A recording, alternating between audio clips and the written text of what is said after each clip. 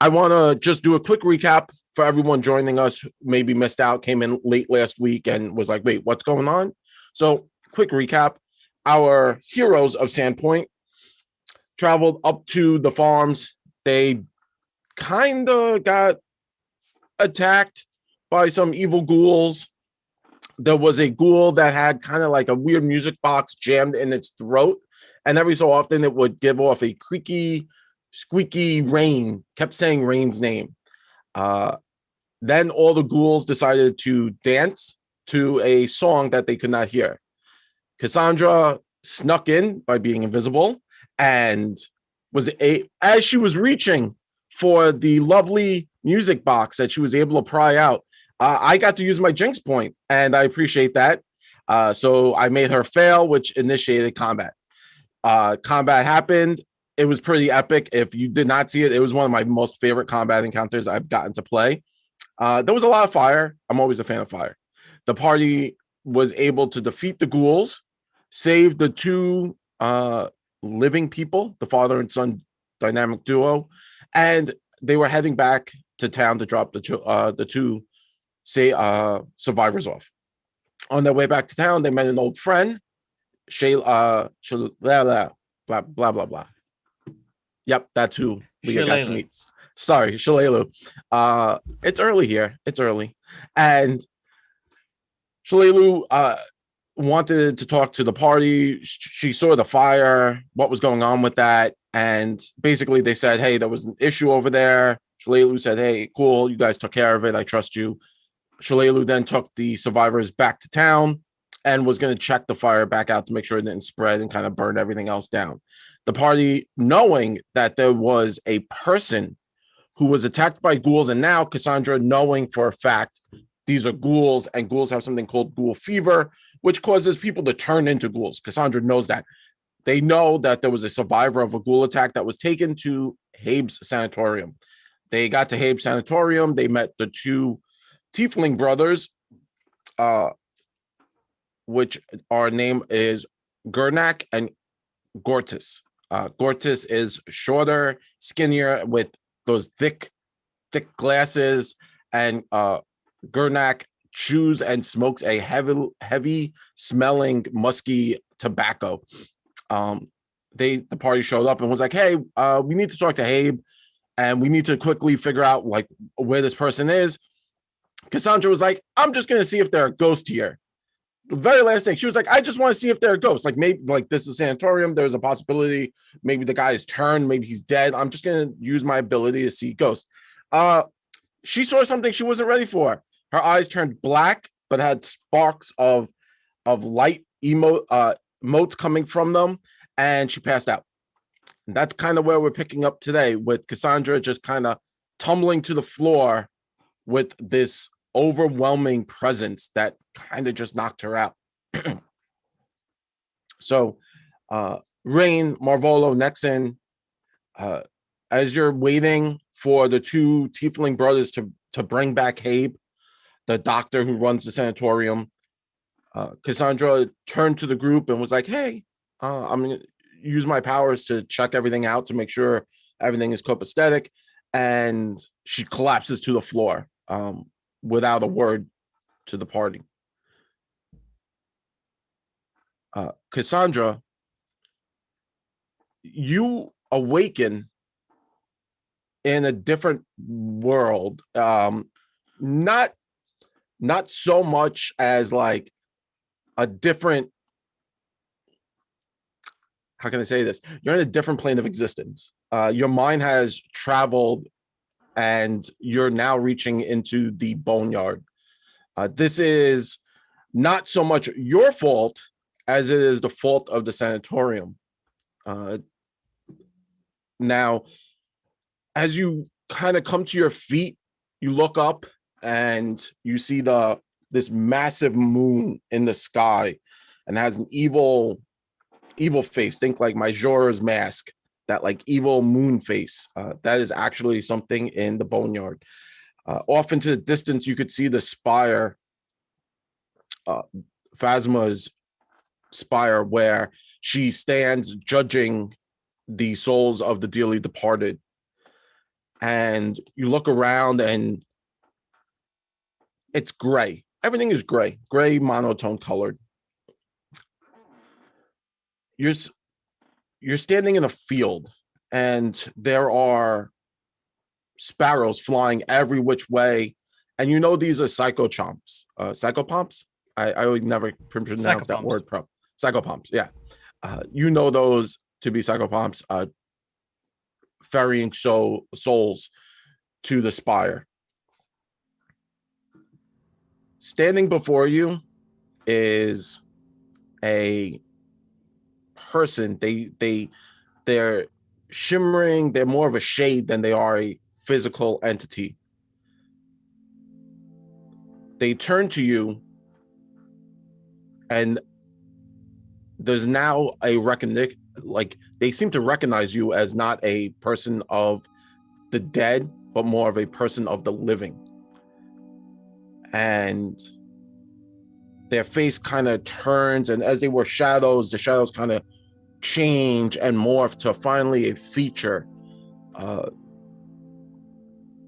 almost male, very smooth feature. Kind of looks like what a person would imagine themselves, maybe like very smooth.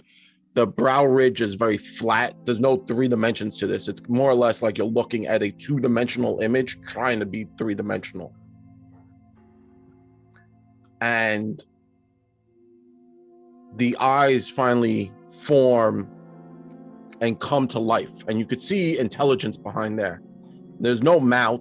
This is just kind of a vague, featureless, there's a nose, and where the mouth would be, there isn't a mouth. It's flat, blank. Again, all gray. Just looks down at you and tilts its head, kind of puzzling.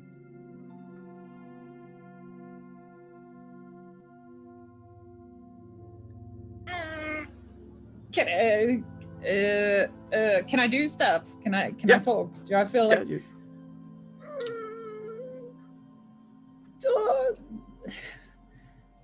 this is not the bathroom? And I'm gonna close my eyes. Should I go back? As you close your eyes and you say, "This is not the bathroom," and you're trying to kind of jerk yourself back, trying to wake up from a dream. You could feel that there's something holding you here, and you now feel a coldness kind of come onto your shoulder, and it feels like a hand just touching your shoulder, not like pressing down or gripping you. It's just as if someone reached over and touched your shoulder. Okay, I'm gonna open my one eye near the hand. What's touching me? As you open your eyes, this formless feature, this formless entity has reached out and is kind of touching your shoulder. And it seems, again, it's all made out of shadow. So it's shadow, you could tell, is again making a form of a humanoid hand, but the shadows kind of splinter off and dissipate as if candles flicker. And then as you open and look at it, it kind of reels back away from you, shaken, and it cowers a little bit. Okay. I'm gonna say, don't be afraid. We don't want to both be afraid. I'm also afraid. Mm-hmm. I seem to have gotten here by mistake. And I'm gonna whisper, and I'm like, I'm alive. I'm not supposed to be here. So if you could show me the exit, and then I'll see you in hopefully a long time. Not for you. You're nice, but for me. As you say all of that, the entity in front of you tilts its head, and you see a mouth start to form. It's a small slit across, and it doesn't really open its mouth. as a voice now kind of just, you hear a voice coming, you're assuming is from this entity. It sounds as if someone yelling down a long hallway. Hi, my name. I forget my name. The exit. You could take me home, right?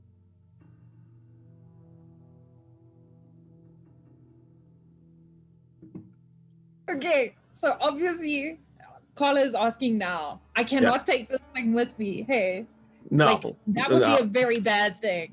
As a bone oracle, you are connected to the afterlife. The different deities of the afterlife do transfer their powers through you.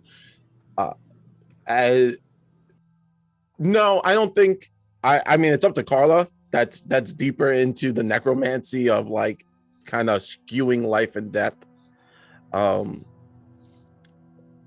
You don't know how to get them home, like how to steal them, but you also do know the gods don't like it when you steal souls. That's kind of on like the end side of, yeah. And Rain might not be too happy. I was gonna say Rain won't like it if I'm just like, Rain, this is my friend. Yeah, this is my ghost friend, Casper. Guys.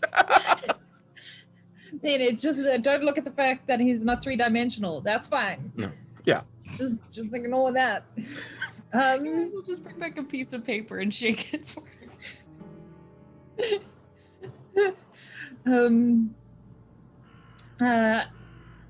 I'm going to say to him, I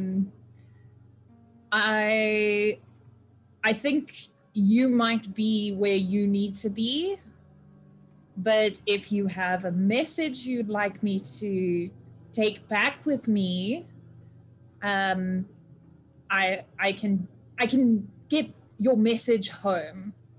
Were you in Habe's asylum? And with that, you can now see the eyes kind of bulge with fear. They took me there. Yes, I was there. I was brought there. They took me there. They said they would help. And is this part of the treatments? Oh, snap, no. Okay. Do I have anything to... Okay. Those ravens, they're supposed to take the souls, right? Yes. They usually... Oh, is that Cerberus here? They usually are... They do ferry the souls, more or less, to the spire, Phasma's castle, where she judges the souls. And basic knowledge of Phasma, right? Just anyone knows this. She's not evil. She's neutral for everything. She's just a judge. She's just like, you go that way, you go that way, you go that way, you go that way. So that's kind of the end game. You go to her thing, get judged, go to the afterlife. Okay. I'm going to say, what were you getting treated for?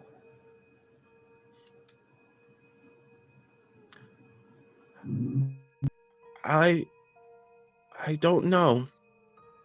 I was there for so long.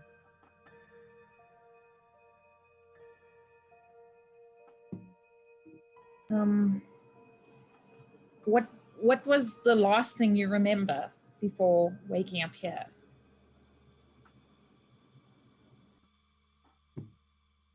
The last thing I remember was the man. He put a crystal on my head, said the pain would go away.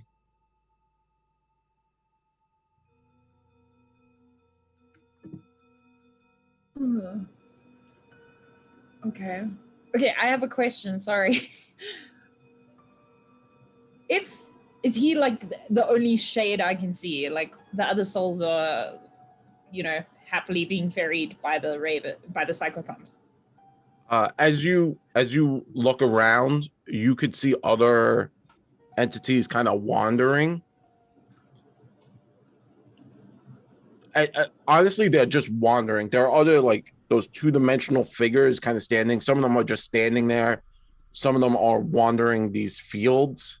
Remember, everything's just shades of gray. There's no sunlight in this area. Some of them kind of walk forward, stop, and then turn around, and then walk the other way and stop, and then turn around. So they seem to be lost, more or less.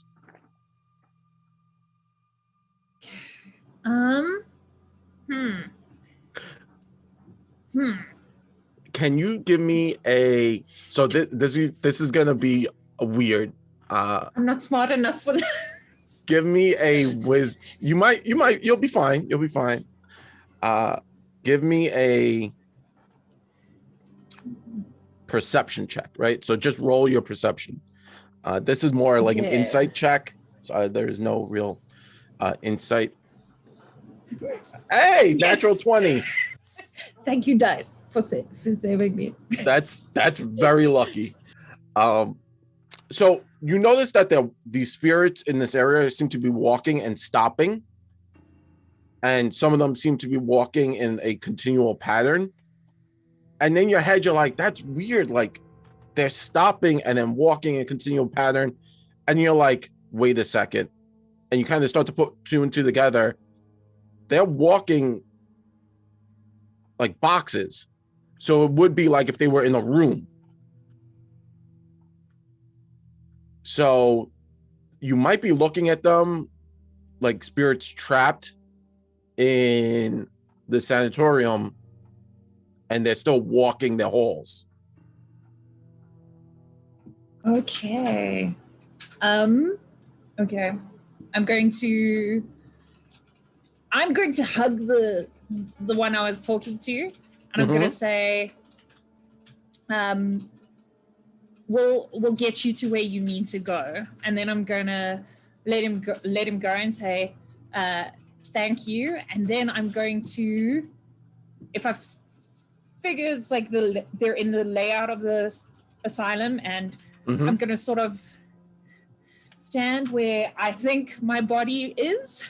Okay. and then I'm gonna full blown. There's no place like home.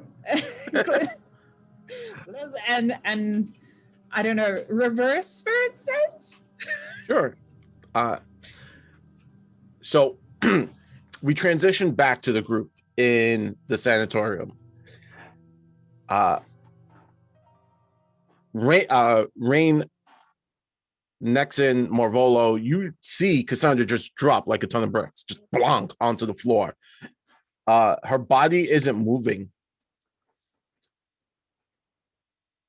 Can I rush? At least, can I try to catch her head as she falls on that end? I just want her to just come up with a bruise or something. So as she's collapsing, Rain, you kind of jump to it.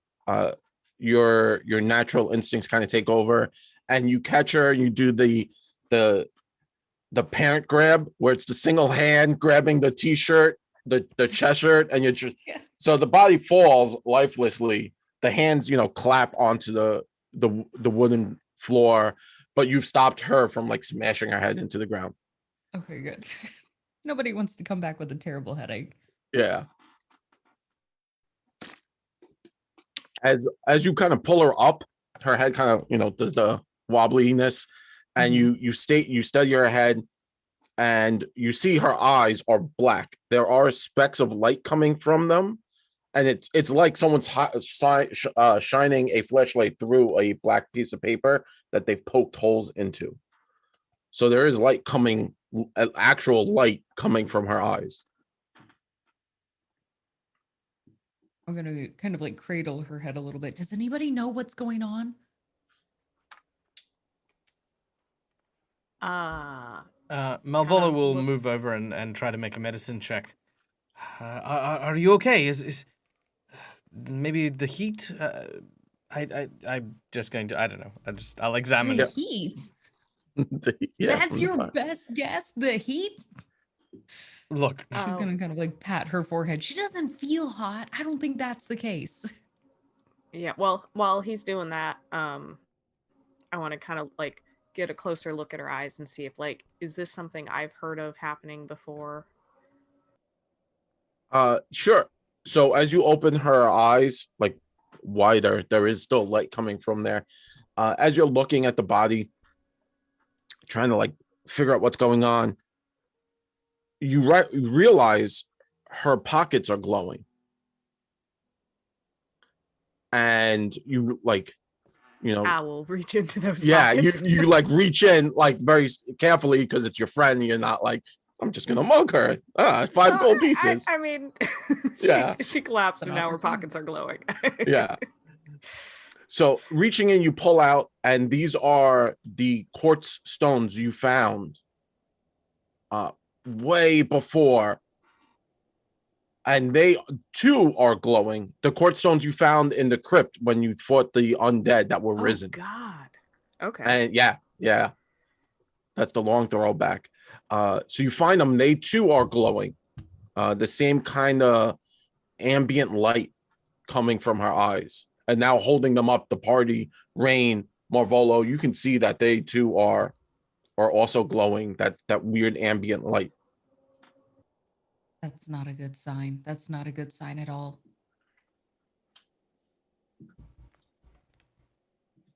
Okay. Well, I don't know what any of this means, but I know. where are the 2 attendants? They had just left to go get Habe. You spoke to them through that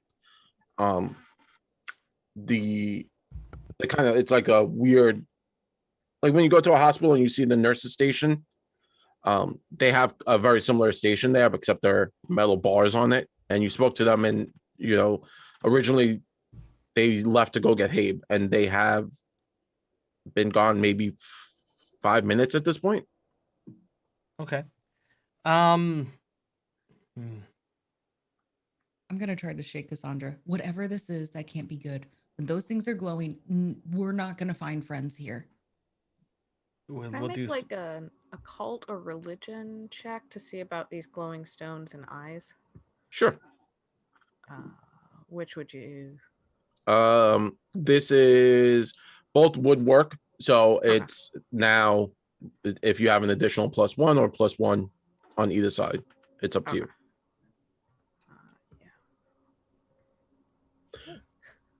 Yeah, so not bad.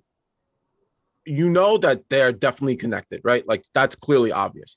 But what you're also getting from them is, how can I say, they're used in rituals, right? So usually when kind of summoning the dead or necromantic rituals, these are the things that are used. They're focal points. While they are,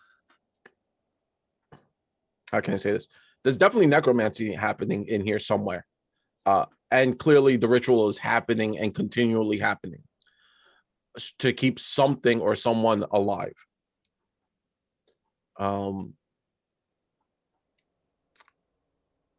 The question is, how, in the mythology, you're never 100% sure. You're never like 100% sure with destroying something or letting it run its course. That's kind of where your mind's at right now. Should we smash them? And that might work. Or if we leave them, she might stay where she is. So it's like, do I smash it? Some legends say, you have to stop the ritual by smashing it. Some say you have to let the ritual run its course. Well, I think these are maybe responsible. We could either like let it, maybe wait a few minutes and see if Cass comes back, or try breaking them. But I kind of feel like if we break them and it needs to run its course, that's going to be awful bad. Right. We can't undo breaking them. Kalodi speaks up and says, have we tried CPR? I mean, just saying, I don't have lungs, so I can't really do it, but I mean, kiss of life and all that, eh? Does she need that? Can I feel like her pulse and everything? Like, does she just seem unconscious with the glowing eye thingy? That's not a normal thing, but that besides that part, does she just seem like she's unconscious? She feels she is now cold, very cold, and her breathing is shallow. So it's very like shallow breaths. She might be asleep, might be dying. You're not sure. Marvolo can check her pulse, and her pulse is slowing. With it slowing, Malvola will turn to Nexon. I don't think we can afford to let whatever is happening run its course. I think we should break them. Let me try something, and if my eyes go all star and blacky, yeah, go ahead and break them. Mm-hmm. And I'm going to cast Detect Magic and see if there's any other kind of magic going on. So as you pulse your Detect Magic, normally you get like the pings, right? Like ding, this is magic, ding, this is magic. You pulse and you have a migraine. Like it feels like someone hit you in the head with a bat. And it's necromancy. This whole place is just, if there was ever a point in time you were like, yeah, there's necromancy, this is it. It's not coming from anything directly. It seems to just be emanating from the floor. Ow. There's a lot of necromancy all over the place. Wait, there's a whole lot of necromancy going around here, and then when we arrived, our friend Cassandra fell down. Look, I mean, I hate to be that guy, but I think the writing's on the wall here. And, you know, I just gotta ask myself, what would the big fella do if he were here? The big fella? Yeah, Crut, what would he do? He wouldn't sit here Oh. wondering what's to do and using all his intellectualities and all that. No, he'd start breaking down doors and cracking skulls until he got some answers. Well, I hear what you're saying. I just don't want to leave her. Can I pull her like closer to my body? Like I'm trying to do like body warmth sharing. Like I'm very concerned that she's getting colder throughout all of this. Oh, maybe I can do something about that. Hang on. Chloe's gonna open up and pick up Cass and unscrew his head. Mm-hmm. Collodi body. Is it actually warm? I'm warmer. Does Collodi have body warmth?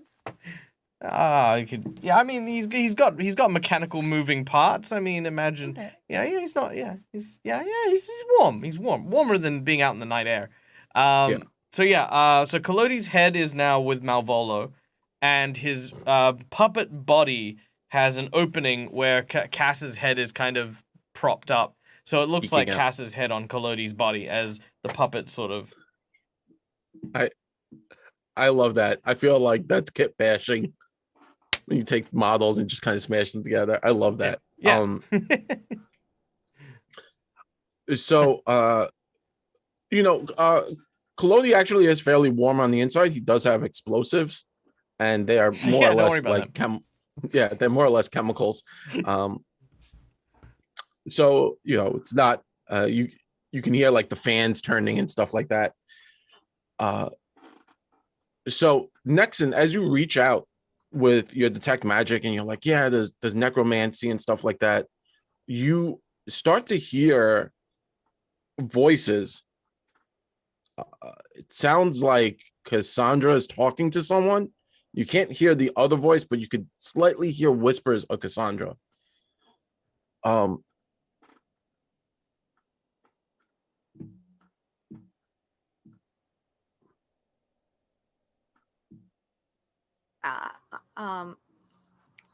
Cass is talking to somebody? Somebody? What is she saying? I can't really hear it. This is not the bathroom. Her Bless you. Her lips aren't moving. Is it where she's at? Maybe her spirit's like stuck. Like stuck inside a glowing gem. Um. Uh. mm, mm, mm, hmm. I'm gonna try see if I can restore her. So yeah, Nexon's gonna start pulling out some strings that have all these little charms attached to them and start kind of like wrapping them around Cassandra, and she's gonna cast restoration. Oh, nice. Yay, I prepared this. And see if that works. Sure. Casting as you begin to cast restoration and activate the charms from the different strings, Rain, you're holding you were holding, but you're like right there. Marvolo, you're all on top of this. Everyone's on top of this. And as the energies of restoration come through, you could see the charms and everything light up around Cassandra's body. Well, her head at this point starts to glow, and the rocks, the quartz crystals you have, start to shake and shimmer. And Cassandra, you kind of come to very quickly. Your eyes kind of turn back, and you're now back with everyone. Much taller. Much taller. You're on like eye level with Rain at this point. Big old moose eyes are the first thing you see. You're awake. Can I just before I go from the other one, can I just do a religion check? To glean lore very quickly. Sure. Skills. Can I do a religion check is the question. Yeah. Okay. So what are you trying to assess with this check? Like to figure out where you are, why this is like this. Yeah, so I think I want to figure out if basically like if they came here through that magic, or they died and then they woke up here and they were doing they were actually trying to help these people and then they did just die, or was it malicious? You got it.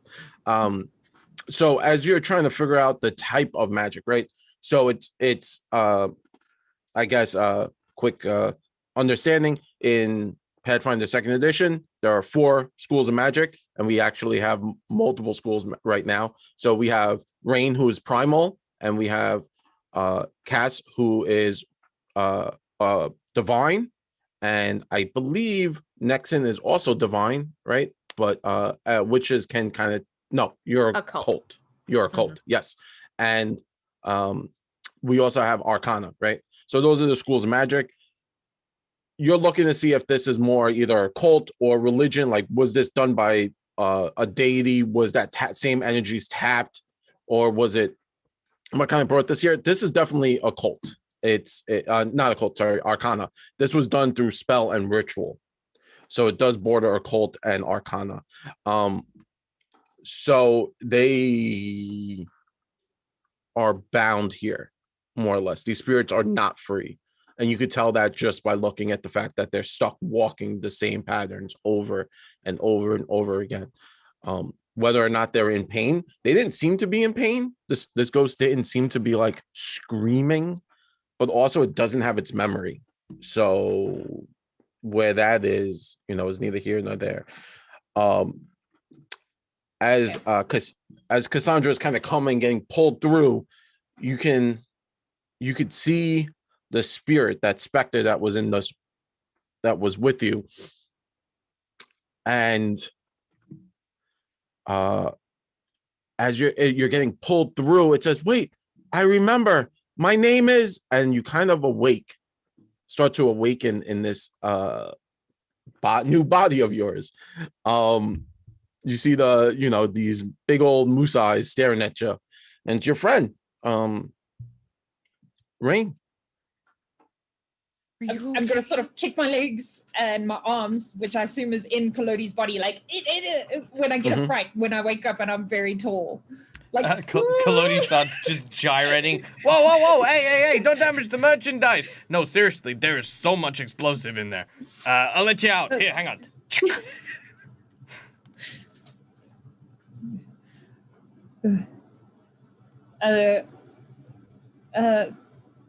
Thank you. Are you okay? We were so worried. All of a sudden, you just collapsed on the floor. We didn't know what was going on. The crystal started glowing. Nexon said you were talking to someone, but your lips weren't moving and your body got incredibly cold, which is why we put you in Kalodi for safekeeping and to keep you a little bit warmer. But we don't know what happened to you. And I'm gonna check other dudes coming back. They have not come into the area yet. Are the crystals still glowing? The crystals are still glowing, but now aren't as bright. I'm gonna say we should hide those. So, and I'm gonna whisper. I did not the smartest thing I've ever done. I just, I wanted to sense if there were any spirits here. Maybe if the ghoul had already got out. And obviously, there's a lot happening here, and it overtook me. Basically, I think the asylum is a battery for is a like I don't know how to explain battery in a power source. There we go. Battery is a power source for, I don't know if it's the two we met or if it's Habes, but the necromancer there's a very strong necromancer here, and I think he's keeping the spirits as a continuous power source. We need to let them go. And then I'm gonna turn to Rain and I'm gonna say, this is really, really bad necromancy. This is not what it's for. Whisper. Yeah. I mean, this whole area is just like mind, with necromancy. As you are all talking, Marvolo, you hear what sounds like the hooven steps of Rain, which because she has a little hoof, and they're now coming from the hallway, a hallway that you're kind of standing near, and turning around the corner again is one of those tiefling brothers, and they are followed by a man in red robes and medical equipment all over their body. And turning the corner, you can hear the Gortys say, excuse me, this is Dr. Habe. And Dr. Habe steps into the room, looking at the group, says, yes, how may I help everyone? I'm just gonna look daggers. We're under the assumption that somebody was brought here, and we, as representatives of the sheriff, we should have a right to be able to go back and investigate for the safety of the people. I believe Sheriff Baylor. Yes. Yes. Okay. And who are you looking for specifically? There was an individual who was brought here. Their name wasn't given to us. They were a witness to a particular event that happened, and he brought him here recently. But certainly we wouldn't mind going through and checking to make sure that nothing has happened to any of the patients, as there seems to be something going around. Think of it as a wellness check. Wellness We're check. Okay, very yes. concerned for everyone here at the asylum. And you're all part of the constabulary, right? Everyone here Yeah. has their badge and is accessible to come in. Now, it does seem like a lot to have many people come in. So why don't I just take two folk for now? And I Actually could preferable because we each have different skills to be able to detect different things. So it's important that we stay together. We'll just simply walk in a straight line to help minimize the effect. How about that? We'll be extra quiet to make sure we're not disturbing anything, but it is important we're staying together. Okay. Now, you do know it's fairly late into the evening, so many of my patients are sleeping and resting. I do need you all to be very careful. Now, before we come in, there is some ground rules I have to establish with everyone. The basement is off limits. There was a fire, and it is not accessible. It is very dangerous to everyone. So when you're walking through, please be careful not to go into the basement. It is just a mess down there. Secondly, the second floor is our violent. They are extremely violent on the second floor. Many of them are heavily medicated, and that is for their safety as well as ours. My two assistants here, Gurnak and Gortis, are to be respected as much as I am respected. If they say something, please follow exactly what they are telling you, as it is for your safety as well as their safety. I'm going to request everyone leave any kind of weaponry here at the front, because obviously we do not want any of our patients to be able to get them. They can hurt themselves, and that is the worst case scenario. We do not want them hurting themselves. What might work easier instead of just leaving them out here unattended is perhaps we might lock them away. Fortunately, we brought our own chest. She's going to tap on Kalodi a little bit. He's perfect for hiding things, and we can lock it so that way it isn't possible for anyone to get into it. And then, of course, if anyone does get out, they're not going to find weapons up at the front. Fair Kalodi, enough. would you be okay with that? Yeah, no, that sounds perfectly fine. I'm kind of imagining while Rain's talking about how secure Kalodi is, after Cassandra was like kicking around inside him, the hinge on his door just sort of comes loose a little and he slams it shut. And he's doing that a couple of times, like in the background, like, just damn it, the latch just won't give. Just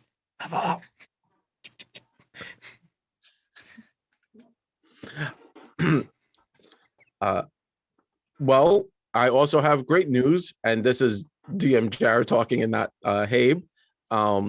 A friend of ours, Secondhand Samurai, has donated a gluttony and lust sin boon to Cassandra. So thank you very much for that. That's pretty awesome. That is so amazing. You now have both of those. So let's use those when they're necessary. preferably like not when- against us. Just saying, putting that out there. Yeah. Look, Like when the Necro Dragon comes. Oh man. I mean, Malvolo is going to kind of whisper to Rain. Are you sure that playing ball with these people is the wisest thing? I'm having very bad feelings about everything here. I understand. We just need to at least get through the door and figure out what we can. Ask questions. Yeah, Malvolo will nod. I hope you understand that that our work requires us to, of course, maintain a certain level of privacy as we speak with Mr. Sorry, did we get the name of the bodyguard? Gurnak and Gortis. No. The guy who witnessed the murder. The guy Oh. we're here to speak with. Grist. So they're bodyguards. No, graced. Okay. I hope you understand that we will require a certain level of privacy for Mr. Grace.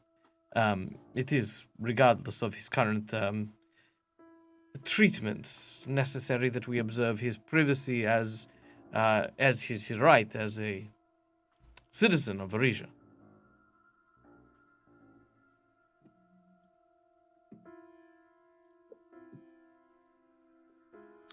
So, as you say all that to Mr. Habe looks at you and kind of nods and he says, "Very well.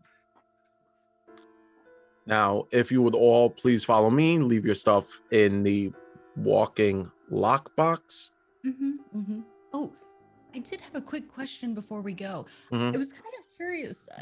I'll be honest, I've not been here to the asylum before. How did the three of you come to be here? We don't often Well, see you down in the city. well, as you know, Magnamar has its problems. I find out here in the countryside, my clients can rest and recuperate and focus on healing themselves mentally. I myself am a man of science. I think magic has severely hampered our society as a whole. We rely on it too much of a crutch. I think science is the way to cure everything, and those who use magic are just putting a bandage on larger problems. Oh, Do interesting. I get a sense that he's being truthful about that? You could roll insight into what he is saying. There is no inside check. Sorry, perception would be your insight check. I apologize for that. Perception kind of covers a lot of things. I think this man is trustworthy, implicitly. He is a doctor. Yeah. Clearly, not just anyone can get a medical degree. Some of the things he says does ring true to you, Marvolo. But additionally, Nexon, you get the feeling that he is definitely keeping something away from the group. He is more or less trying to assert it seems like a lot of pomp and circumstance for just a wellness check. I'm gonna try and like get so I'm standing behind Rain and like catch Cassandra's eye and kind of be like, yeah, I didn't even roll inside. I'm just like straight up, this guy is the worst. Clearly the worst. This guy. The actual worst. Yeah. Right. I'm gonna visually with my eyeballs agree with Nexon. Okay. I put my my daggers inside Kalodi. Yeah. So basically just store whatever weapons you have visible on yourself.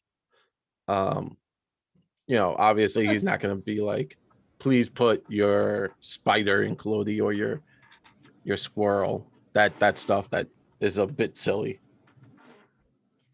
I'm gonna keep my rod of wonder and pretend it's a walking stick. I'm not putting that in the okay. You wouldn't deny me my walking stick. You wouldn't deny me my walking stick, would you? My walking stick. All right. Sure. Yeah, we will follow in suit. I think I'll have Kalodi walking like at the very, very back of the group, and I'll tell Kalodi that any door that ends up locked, just to kind of let me know, like just so I can count how many barriers there are between us and, you know, getting out alive. And getting out alive. Nice. So you make your way, firstly, you make your way into the first set of doors down the hallway. You go into a room. It's the workers' entrance. This room contains, you know, raincoats, and other stuff that people would wear outside. They kind of put everything up in here. There's a door. It's opened. As you enter, Gortys opens it. Habe kind of comes in, and the rest of the group goes into that small. It's a small room. Gurnak opens a secondary door. So there's a door that opens into the small room and a door that exits the small room. It's not the same door. As everyone enters into this larger chamber, the both doors are locked as you kind of come in to this larger chamber. You are now, this area serves as a combination kitchen and sewing room. This is more or less like kind of the waiting room that they've kind of turned. There are 3 big tables in here. This is more or less where guests would come to speak with patients. If there were any guests, this would be where patients would come for, relaxation time. And where they even eat. Everyone kind of just eats here. There's food particles on the floor, on the walls. There are chairs strewn about here. And Mr. Habe looks at the group and says, please have a seat at one of the tables. I will go with Gurnak, and we will go get Grayest, is it? Chris? Graced. Graced. Yes. I will go fetch Graced and lead him here. Jared, can I, as we're walking, I'm walking slightly slower because I'm trying to see if I can be like, okay, and then there were people over here. I'm trying to see if I can correlate what I line saw things with. up. Yeah. So as you line things up in your head, in your mind's eye, and in this area, you kind of make your way here into this room, and you realize this is the room you saw a lot of people kind of marching around and doing the most activity. This was kind of the room where you saw the most shades, right? We'll call them shades, or they would just walk around. Some of them would stop at something and then kind of turn and then walk. As you're in this room, you do see a set of doors, two large set of doors, and Habe kind of opens the first set of doors and goes upstairs to the second floor, which and there's another set of doors further down that seem to be locked, and Gortys is standing specifically in front of those doors. And Habe and Gurnak have ascended the stairs, locking the doors behind them. So you could see that they are definitely going to get someone else.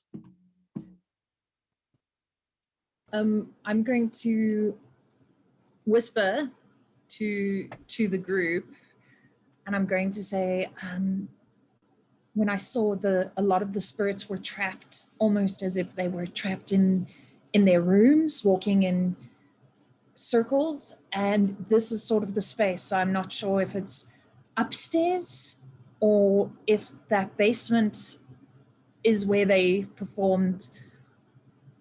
It's almost ritualized, and I don't believe the fire story for a moment. We know fire. And I'm going to look, and I said, if that's the staircase, that staircase doesn't look burnt at all. Look, I don't know about you, but I think that Dr. Habe has been quite amiable. I trust him. I think he's speaking well. But if it will put you at ease, it couldn't possibly hurt to inspect the damage and see if they'll let us pass. We could. I definitely got the impression that he was keeping something from us. I'm going to trust your instinct. This doesn't seem right. And based upon what you said about the spirits and the necromancy, this doesn't feel right. We have to help those poor spirits. Just to be wandering eternally within these spaces, I don't like it. Well, I mean, the last thing we want is to, of course, upset our host if we haven't, got anything to prove it. All I'm suggesting is that if we do investigate below, we do it politely. Perhaps Mr. I don't know which one this is. Gortys? Sorry, this is Gortys. Yeah, Gortys is the one with the glasses. Sorry, Yeah. Perhaps is... Mr. Gortys will simply allow us to take a look at things, just to help put our mind at ease. In either case, you do make a point that we probably need evidence of some sort, especially with Malvolo having his city reputation not being great. That is not my fault. I know it's Well, not your fault, and but we Yep. kind of need to make sure. Okay. our reputation as well. Yeah. Yes. So we'll Let- play it safe and kindly until we I until we agree. know something else. All right. Let me try speaking with him. I'll walk up to Gortys. Mhm. Good evening. Sir? Now I know this is going to sound a little peculiar, but it just so happens that our friends and I, we are investigating the wellness of course, the person who is being housed in your lovely asylum. We think that perhaps maybe the basement after the fire that Mr. Habe had suggested is maybe worth some investigation, just for health and safety issues. I hope you understand. Dr. Habe says no one's allowed down. Yes, but you understand that Dr. Habe doesn't speak on behalf of the guards. We do, of course, regret any inconvenience, but I'm afraid we're going to need to insist that we have a look downstairs. We'd much rather, of course, do it with your, of course, very expertise supervision, because we would hardly want a situation where any of us hurt ourselves on any dilapidated stairs or burnt awnings. I'm sorry, I cannot let you down. It's for your safety as well as the patients and everyone in the sanatorium. I understand your concern. I believe if you were to maybe have the sheriff come down, and that would be the best way to have this kind of opened up. Collodi is going to charge at Gortys and drop kick him in the head, smacking him against the wall as he goes, "Puppet kick!" Okay. And Malvola goes, "Collodi! What are you doing?" Nexon's gonna use that opportunity to just kind of like lean against the wall and have Nyx pop out and try and like slide under the crack of the door in the confusion. Kabam! 14 to puppet kick. So we're actually doing this, huh? Oh yeah. Okay. Yeah, that hits. It does damage. To said person. Please, at this point, so Collodi kind of slams into Gortys. Gortys kind of hits the wall, confused.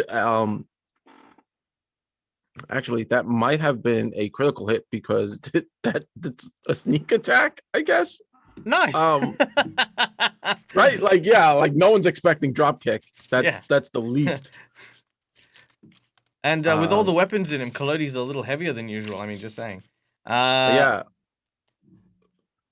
Yeah, Malvolo is also surprised at the outcome because he wasn't expecting Collodi to drop kick him. I, the player, was, but you know, And no one's expecting. Because I failed my sense motive and I didn't want to metagame and be all like that. But you know, he's not Fair letting enough. us through, and Collodi's solving it crut style, like he was talking about. I respect it. Oh, okay. Well, it doesn't really help me, but lights out. Target is blinded until the next turn. Okay. Is the critical effect. So two things happen. Firstly, Collodi flies across the room, charging. Cassandra, Rain, just kind of taken back by the situation. The tiefling gets slammed in the face. The dust from some of the wall gets into his eyes, so he can't see what's going on. They are blinded. And at that point, Nyx scurries under the door and heads down the stairs. And we transfer over to Nyx, the little bee spider. Nyx, and I'll go ahead and do the share sense. So I'm just kind of leaning against the wall, oblivious to everything upstairs. yeah, oblivious to what's about to happen. Cool. as you jump into the body of Nyx, you could see out of its eyes. You kind of descend stairs, and they go from wood to stone, and you go down, and there is soot at this point. It does look like there was a fire. You descend the stairs, and in the darkness, your spider senses kick in. You go down a little bit more, and you enter into a large room. The room combines the features of a wizard's laboratory and a catacomb. Several tables bearing bodies covered by drapes dominate the room, while tools, ranging from shovels to a wide variety of other equipment, hang on the walls, like bone saws and stuff like that. You look around the room, and this is either an operating. There are two tables, and on one of the tables looks like a creature is laying there, a torso of a person.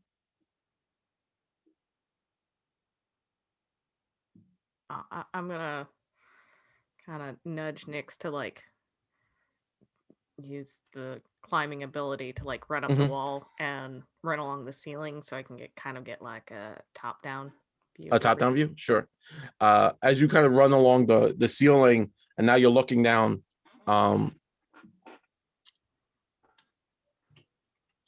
You see you now get a better image of what's on that table, and it's very it's a torso.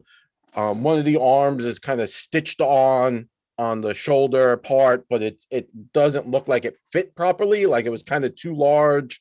The head has stitching around the neck, and where the crown of the skull, it's open and it's kind of hollowed out, and you get this very reanimator vibe. As you're looking down on this area, a door opens from back in the room, and out steps a man. Your typical wizard, right? Wizard robes, holding a book, scribbling notes, and kind of walks into the room, and now is sitting over the body, writing notes furiously in their book, putting the book down, grabbing what looks like different vials off the table, pouring them together, and then starts to kind of draw symbols on the table, on the torso, on the body of this creature, arcane symbols. And we switch back to upstairs, as everyone upstairs now needs to roll initiative, because that's a thing. So they saw us attack. Dang it. Blinded after. I would like to make a bluff check. Blinding should be a thing. You want to make a bluff check? Sure. I didn't kick you. You didn't kick him. That's it. Just wasn't me. Wasn't me. Okay. Yeah, that's it. It's collapsed somehow. Should I roll initiative since I'm like not there? You won't until you kind of phase back in. We're gonna rely on your friends to keep you out of combat or to maneuver you around. Can I, also in the confusion, are the quartz in my pockets glowing more in this room? So they're in your pocket, right? And you're in this room, and they are glowing. They are actively glowing. It's not like bright light at this point, but they are glowing. Yeah. Disco pants. Disco pants. Filled with disco fever. Clody, what did you get? Marvolo got a 22. So Clody is a 22. Wonderful. Cassandra, it's your go. Okay, so I feel it in my heart that I know for sure this is wrong. Yeah. But it feels so right. I feel it in my heart, but I especially after the discussion we had previously, I'm not just going to go like guns blazing, like pew, pew, pew. So I'm going to hold an attack action until Nixon tells us what's going on. I'm going to hold an attack action. Okay. And And then I'll check if the quartz is glowing, and then I'm gonna say the quartz is glowing more here. Yeah. And that's what I will do. Okay, sure. Oh, wait, no. And I'll also cast guidance. And we'll cast guidance. Okay, who are you casting guidance on? I will cast guidance on Rain, who's next to me. So Awesome. I'll touch her and I'll say, look, I know we're going to do what needs to be done, but we'll give them a chance, even though I know they're awful. They're awful. Oh. This guy is not there. Claudie Marvola, what would you two like to do? Well, Marvolo is a little bit taken aback by Collodi's sudden drop kick and inspiration of Crud. He steps back away as he says, well, it's too late to stop now, Collodi. But don't kill him. That's make him quiet. Not kill it. I don't symbol well. I'm so sorry. Rain. You look like you have some owies. I'm going to very quickly just and I'm going to make a medicine check, which I'm going to set the DC at 20. Okay. And you pass that. All right, which is 4d8 plus 10, I think? Mm-hmm. Or something of that effect. Okay, there we go. Come now. 1. Well, that's 14. Nice. I don't know why it keeps rolling 24 for some reason. So that is 14, 20, 28. 28 plus 3 is 31 hit points healed. Nice. That gets Rain at full. Collodi, yeah. Collodi is standing next to Gortys. Gortys, what would you like Collodi to do? Oh, I am absolutely... Okay, so I've moved. I've used that, and I'm going to tell Collodi to continue. So Collodi is going to continue to drop kick. Now, I'd like to stipulate that Collodi is doing non-lethal damage. And even though it says slashing, I'm not going to be using my blades. I'm just going to be like... basically having Collodi sort of emulate. He's going to kind of like do wrestling moves. He's going to like grab... like now that he's done the drop kick, he kind of grabs hold of one leg and like tries to spin him into the wall. Sure. Yeah. So make an athletics check, please. Oh, well, I was just gonna hit him, but yeah. Oh, you're just gonna punch him? No, Sure, no, punch him away. if I can do an athletics check, I'll do the wrestling thing. I said I was gonna do it. I'll commit to it. No chance I could use acrobatics and turn this into like a Huren Kanrana type thing. Yeah, sure. Yes.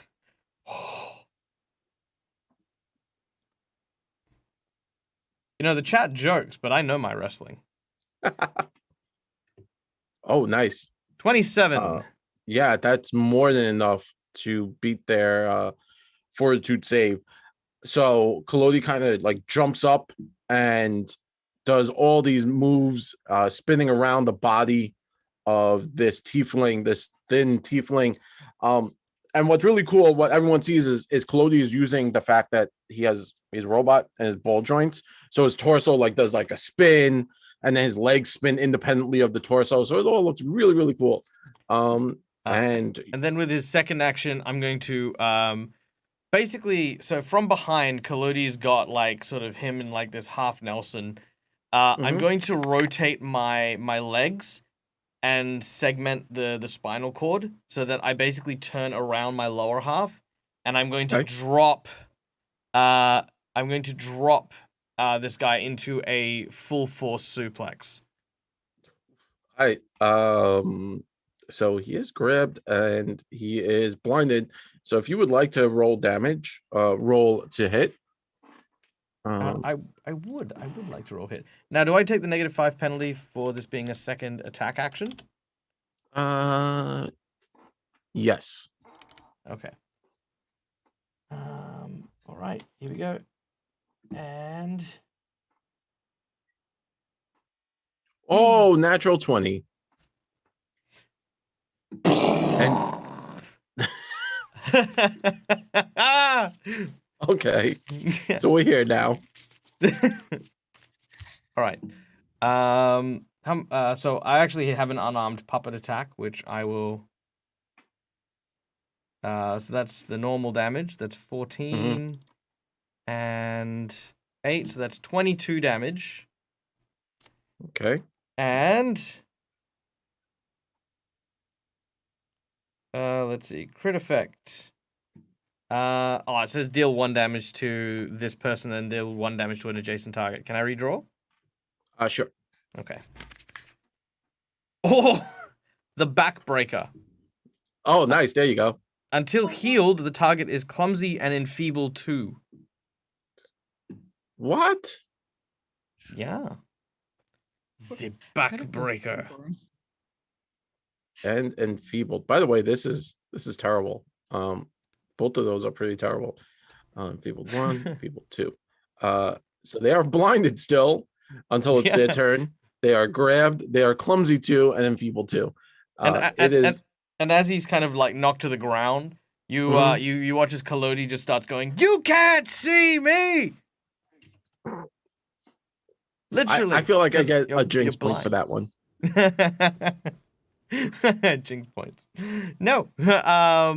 Okay. Also, we got another donation from, of course, the Oh no. ever wonderful Antipodian, who has tipped $10 for hero points to Malvolo and Rain. Thank you so much, Oh. dude. We will be sure to put them to good use.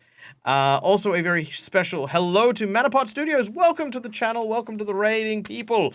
We are currently pro wrestling a insane asylum worker who Yes. helps people with mental illness. I wish I had a better explanation for what we're doing. I'm sure there is a way to. Exactly what's happening though. Shush.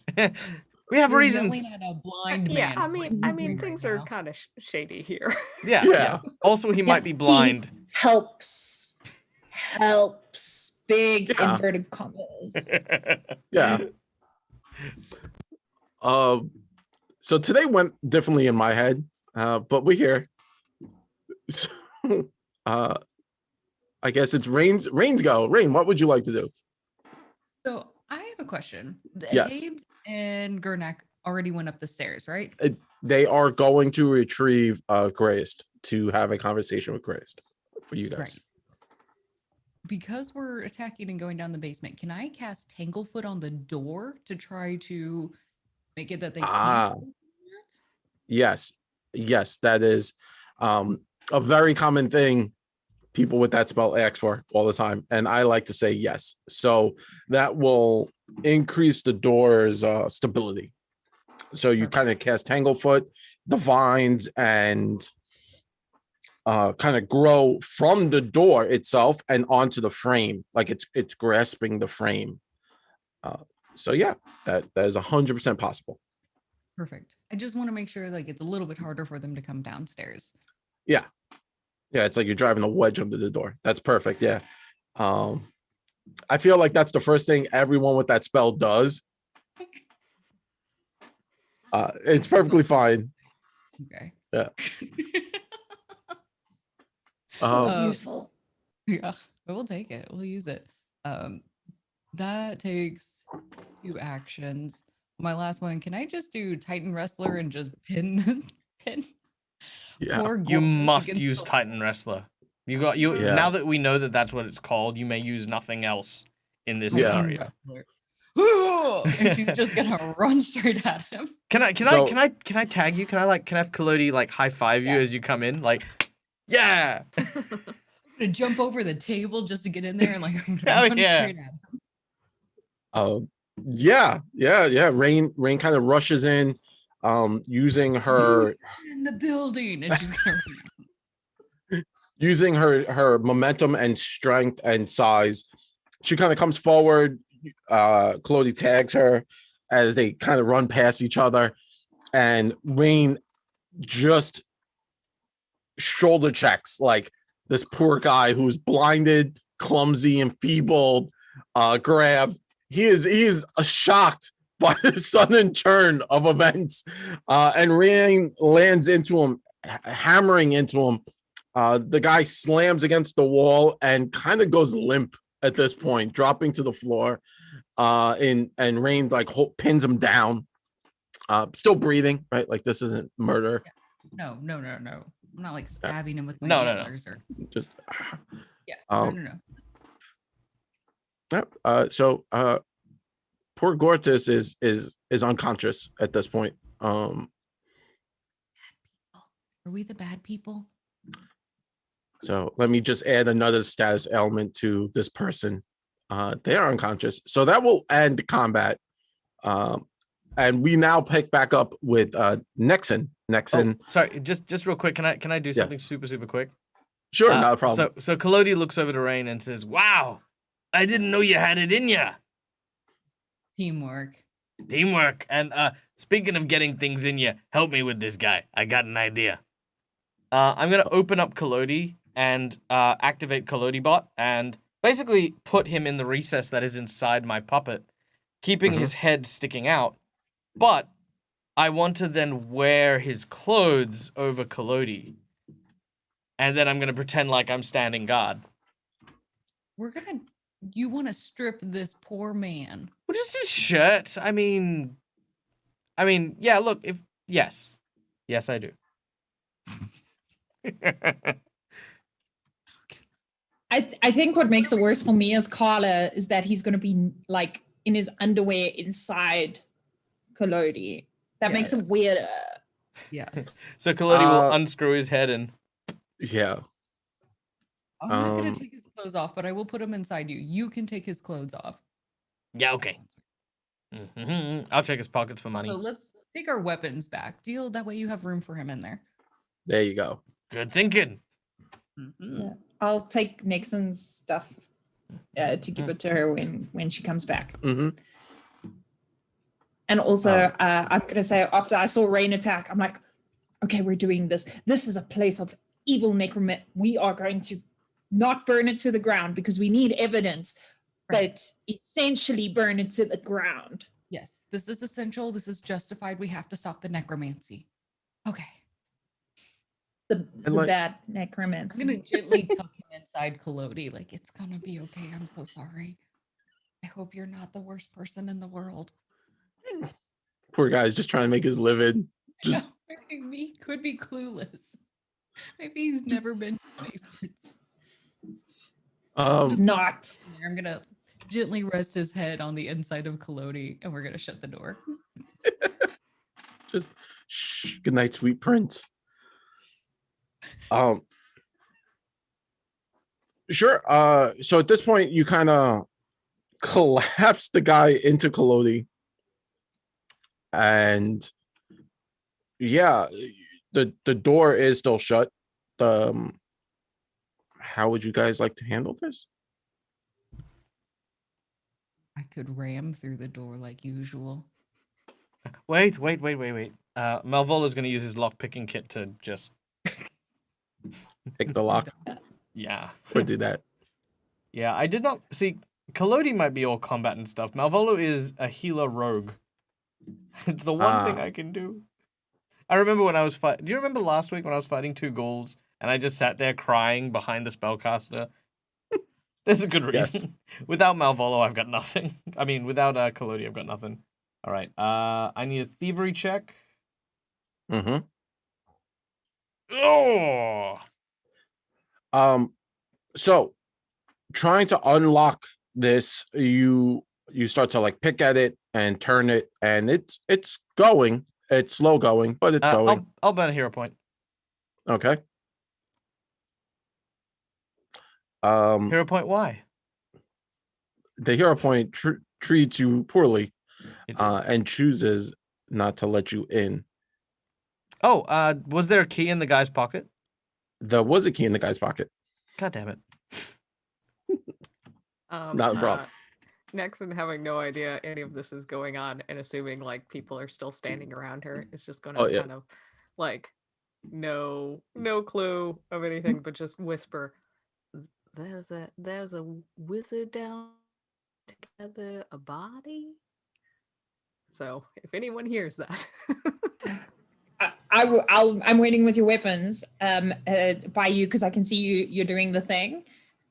And Nixon says there's a wizard around the body. It's it's definitely a ritual. We need to get there now. And then I'm gonna go to shake Nixon and I'm like, oh, maybe that's a bit. Come back. We're coming.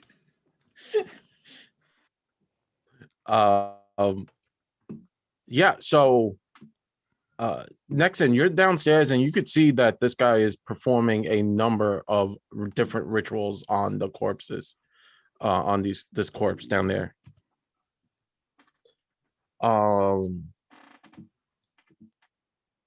You're able to kind of call out to the group and say like, hey, there's something terrible happening down here. Marvolo, looking through the pocket of the poor Gornak, Gortys, you find his set of keys. You're able to unlock the door, and at that point, Carla,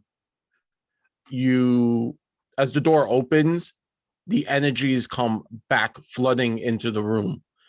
Marvolo, as you open and turn it, Rain and Marvolo, you both see on the inside is an arcane seal. And having opened this, you've now kind of flooded out the energies, let whatever energies that were in there kind of flood out. It was kind of trying to hold back the negativity that was going through. Carla, you look around and you can see the shades. They're now in the room with you. The rest of the group cannot, but you are in the in-between at this point. Your mind is half here and half not. The stones in your pocket are bright, and Rain and Marvolo, as you feel the darkness, you feel that energy kind of come out and over you and wash over you. You kind of look around and you can see Carla's pocket does have light coming from it. There is now like a bright light, like so when you turn a flashlight on, you put it in your pocket or your phone turns on. That's what it looks like coming from her pocket. Nexon, you're down there and you see the guy. Suddenly he knows there is clearly something up. He kind of turns up and he looks and he's like, uh-oh. And he starts to look through his book and read his notes faster. And he's writing more with his finger. He's now dipping his finger into these alchemic potions and he's scribbling harder and faster. I will snap out of Nyx and just kind of, before I go, give him a little like nudge to come back. So yeah, Nyx kind of eyes open. It was like, what happened to being polite? She just sees this guy. I'm going to hand Nixon her weapons, but it's vague, like when you're not looking at her, the person you're handing it to. And my voice, unfortunate in my life, sorry, is going to drop like a tone lower. And I'm going to say, it's when Nixon says, what happened to being polite? And I'm like, there's no politeness here anymore. There's only retribution for these poor souls. And then I'm going to say, I will avenge you. And I'm looking around the room and I'm looking for my friend that I hugged. Right. He's speeding things up. So, the door's open. Wonderful. As you start to go forward, and Carla, Cassandra, as you start to move forward, that shade, your friend, kind of appears in front of you and sees Rain, like looks at you, and again, it's two-dimensional, so it also has eyes in its back of his head, and then it turns and it's kind of trying to reach and get Rain, like stop her from moving forward towards the stairs. It seems more concerned about Rain than it is whatever's happening down there. And it's reaching forward and it's just going through Rain, like the hands, the shadow. And Rain, you don't feel anything. To you, you're like, yeah, there's necromantic symbols down there, but it's a different sight. I'm gonna shout, stop! And I'm gonna say, Rain, I know how you feel about this, but I can see the shades that I saw previously, and they don't want you to go down there. And considering whatever is doing this is looking for you, I don't think we should send you down there. Cass, we can't be afraid. This is awful, and I'm not going to just stop because what? Something terrible can happen. Something terrible already has happened. I can't just sit by and let this continue. You and we can't leave you alone. You and someone else can stay here and stop the others from coming down, and we can go and investigate because. Hey, listen, Cass, with all due respect. Now, I know I don't have a brain in this case, but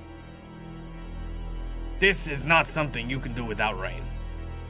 Now, call me crazy, but without Crut around, she's the only person here who's gonna be able to protect us.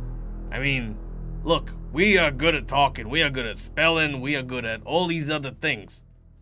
But I've fallen to pieces already multiple times, and if anything that ghoul farm taught us is exactly how much we need Rain. Like, she kept back that entire horde from jumping out of that farmyard and crushing me. That actually did crush me, I mean, to be fair. But, you know, I couldn't hold them back. We can't do this without her. Just saying.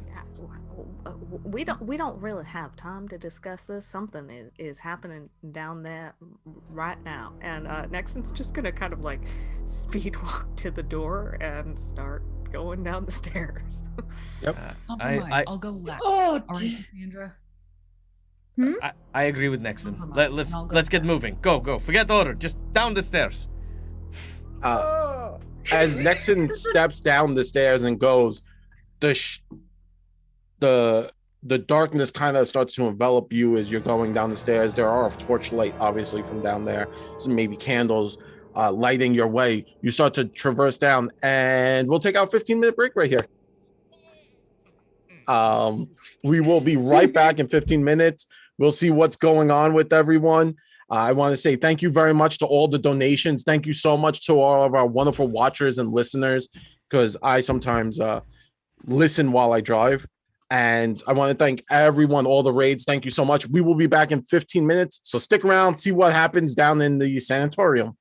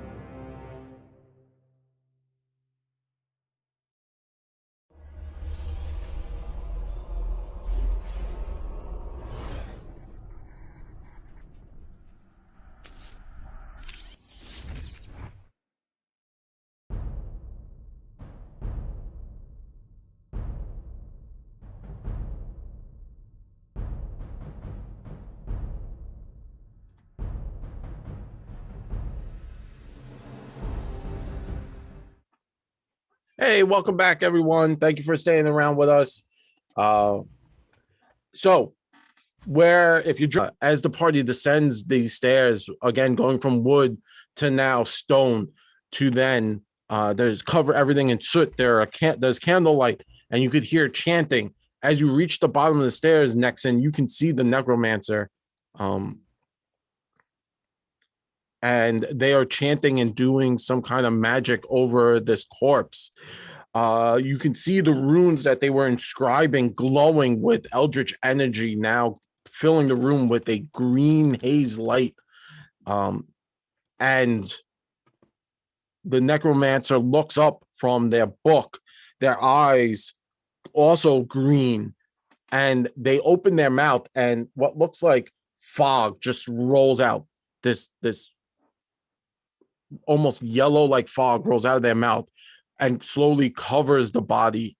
Everyone should be in initiative on please re-roll initiative. I don't know if everyone's rolled initiative at this point, but Nexon, you're there at the bottom of the stairs. What would you like to do?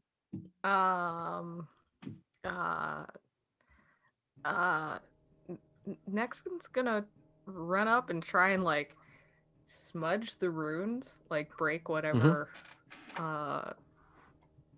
like interrupt the ritual. The ritual. Yeah. So Nexon lunging forward, running this her feet pounding the pavement. She runs forward and starts to like smudge all the runes. The torso of the body that was stitched together starts to shake and convulse as you could see the fog coming from the necromancer's mouth going into the nostrils of the body. It starts to convulse and then it stops as the runes have been pushed away. The necromancer looks up. The last of the fog that was coming out of his mouth, this yellow fog that was coming out of his mouth, stops. And he looks and he says, "What are you doing? You've ruined everything." What are you doing? My experiment. Can't Habe? What? Where's Habe? That idiot. He is supposed to stop everyone from coming down here. That was our agreement. But you'll be next. And he points at you. And the torso next to you, its arm starts to move on its own and twist and turns. And you hear a clicking sound. And just remember, it was a weird sized arm. And the hand comes to life and kind of leans out and grabs onto your hand as you are now dealing with what I like. This is fun. So, there's a lot of different undead creatures. Undead seems to be the things. And it's the giant crawling hand grabs onto you and you can feel its fingers do that thing where they click into place. So actually, let's go to initiative. And I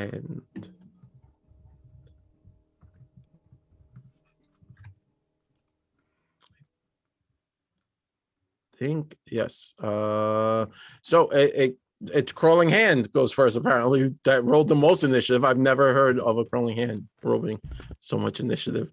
And it breaks away from the body. The stitches tearing loose, and it kind of jumps.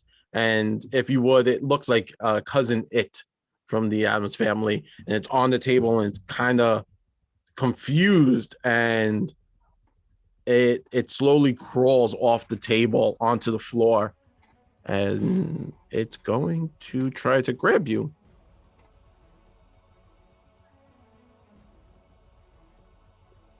It does. It grabs you. So you are now grabbed by this crawling hand. It's around your little ankle. Cassandra, what would you like to do? So I'm going to come down the stairs.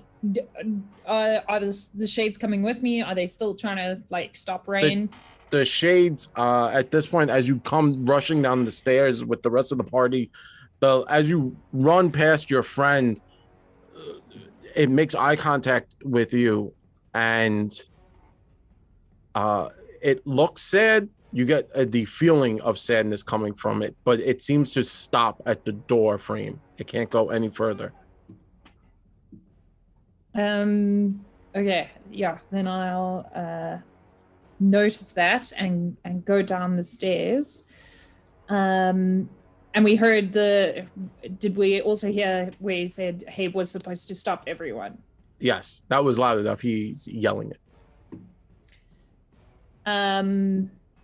Okay, I'm going to 10, 15, 20. Yeah, I'm gonna move close to him because I am very upset.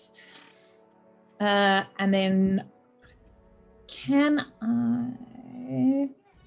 Is it an action to talk?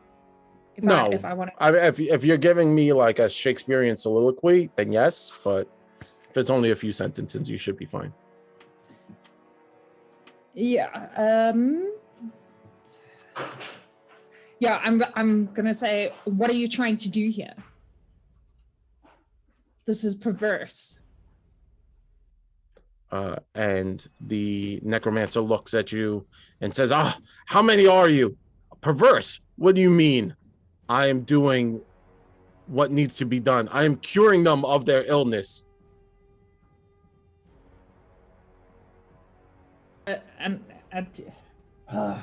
Okay. Then I'm going to, on seeing the hand, while I'm trying to have a conversation with this guy, I'm going to cast Disrupt Undead on the hand. No, I'm not going to do that. Rain doesn't like necromancy. I'm not going to do that. I'm going to Divine Lance the hand. Yes. Yeah. It hits. That's divine magic, so it's not so bad. Awesome. And then that's my turn, as I'm like, cure them of what? And that's the end. Next, and it's your go. Sorry. Nexon's going to yell out, I do declare, let go of me. And I'm gonna cast Needle of Vengeance on the thing that's holding on to Nice. So it succeeded. So it beat it. Okay. So that the hand is. It's a basic will save. So. Oh. Okay. So it still does half damage. Yes. Okay. So and I will name myself as the forbidden creature. So every time it uses a hostile action, it takes 1 mental damage. Oh, nice. And then can I try and get out of its grasp? You may. So all you have to do is use either a athletics or acrobatics. It's up to you to kind of just pull yourself loose. All right. I will try and just kind of trying to find that right way to slip my hand out rather than use sheer force. Nope. Probably not. Would you like to use a hero point? Yeah. There we go. So I'll try re-rolling that. Oh, nope. No. Today the dice are not your friends. So as you try to wiggle loose, this hand has a very tight grasp on you. And you realize some of the stitching is still attached, which is also giving it a little bit of leverage against you trying to free yourself. Next up is not that guy. It is Colody and no, it would be Rain. It would be Malvolo Rain. is the one whose initiative we go off. Sorry. Cool. All right. I see this hand. Yes. So you come rushing down these stairs. You enter into this room. You could see runes written all over the walls at this point. Rain has rushed in and kind of started trying to stop the ritual. Not Rain, sorry. Nexon has rushed in to stop the ritual, and she's by the table. And there's this large hand just doing its own thing, holding her by the ankle, trying to keep her in place. All right. I'm going to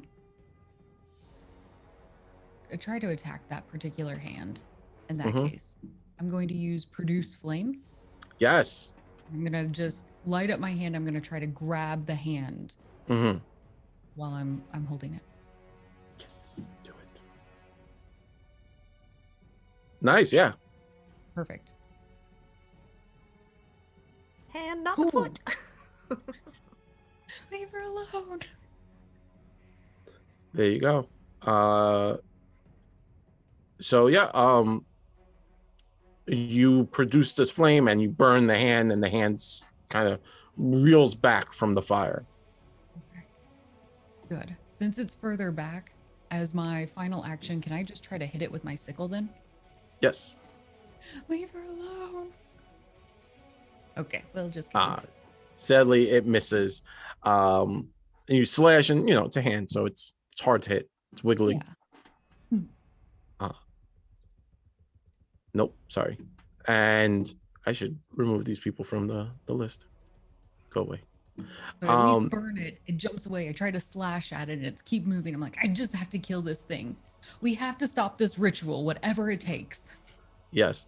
As you look around the room and you could see the tools and the boxes and the crates and the coffins, suddenly 2 of the coffins start to knock and fall over as hands start crawling out from them. Just the hands. More crawling hands. They don't get enough love in these games. I don't think this is gonna And- make me love them more. Yeah. And they are going to crawl towards Rain and Nexon. And the first one's going to crawl and get next to you, and it's going to try to grab you, Rain. Oh, it critically grabs you. Cool. And I was wondering what had happened to those. It's like we went through an entire combat without getting crit. yeah, It was amazing. and Those then good old days. it's going to like try and scratch and crawl up your body, and as it does cause a little bit of slashing damage, dealing 8 points of slashing damage to you. All right, 1 to 5. 1, please. Whoa. Slashing damage. A brow Yes. cut. Critical effect. Target takes 1d4 persistent bleed damage. Until the bleed ends, all creatures have concealment against this individual. Oh no. Yeah. Oh no. Not yet. Awesome. So No, that's okay. as it crawls, I got you, fam. it crawls up your body, and as it does, you could feel its bony fingers kind of tearing and scratching into your hide. So that's its turn, and here comes hand number 2, and that Brain's one's gonna go. doing like that spider dance, like when you feel like there's one on you and you just Yeah. 15, 20, 30 feet to get to Cassandra, and that hand's gonna jump and try to land on your face hugger style, from Aliens. Let's see if it could do that, Cassandra. And it does. It lands on Cassandra's face, grabbing and digging its claws into your skin, Cassandra, dealing damage to you. And that's the end of that creature's go. The necromancer laughs and looks at the party, seeing that more people, he could hear people coming down the stairs. He's going to reach deep into his reserve energies and starts to spew that fog back into the room. As he does, it kind of covers the floor in this yellow fog, and to your right, Rain and Nexon, you can hear a door shaking at this, now starting to shake as the fog goes under it, and it opens, revealing 2 more zombies coming from that room, whole bodies at this point. And that is his turn, is to animate the deads. And now it's Marvolo Collodi.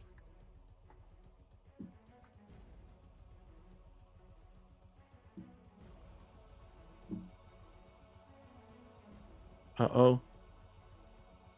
No, that's okay. I'm good. I'm just, I am deep in concentration. All right. Collodi. Help Cass.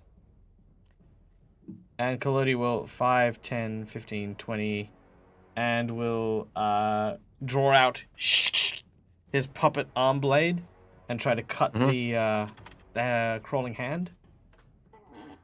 Okay. Okay. And that is a...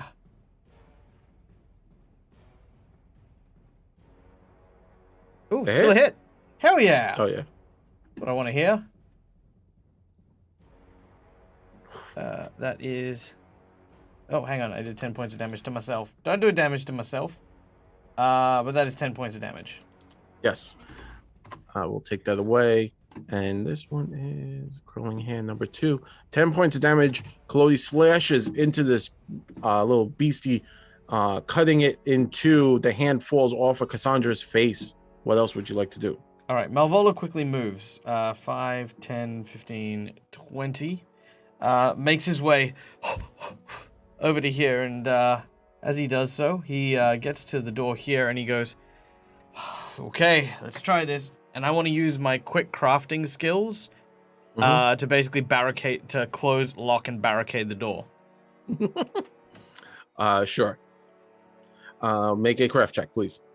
The inventor reaches into his big bag of tools and pulls out everything he needs. And that is Kalodi, not Malvolo. Thank you. As...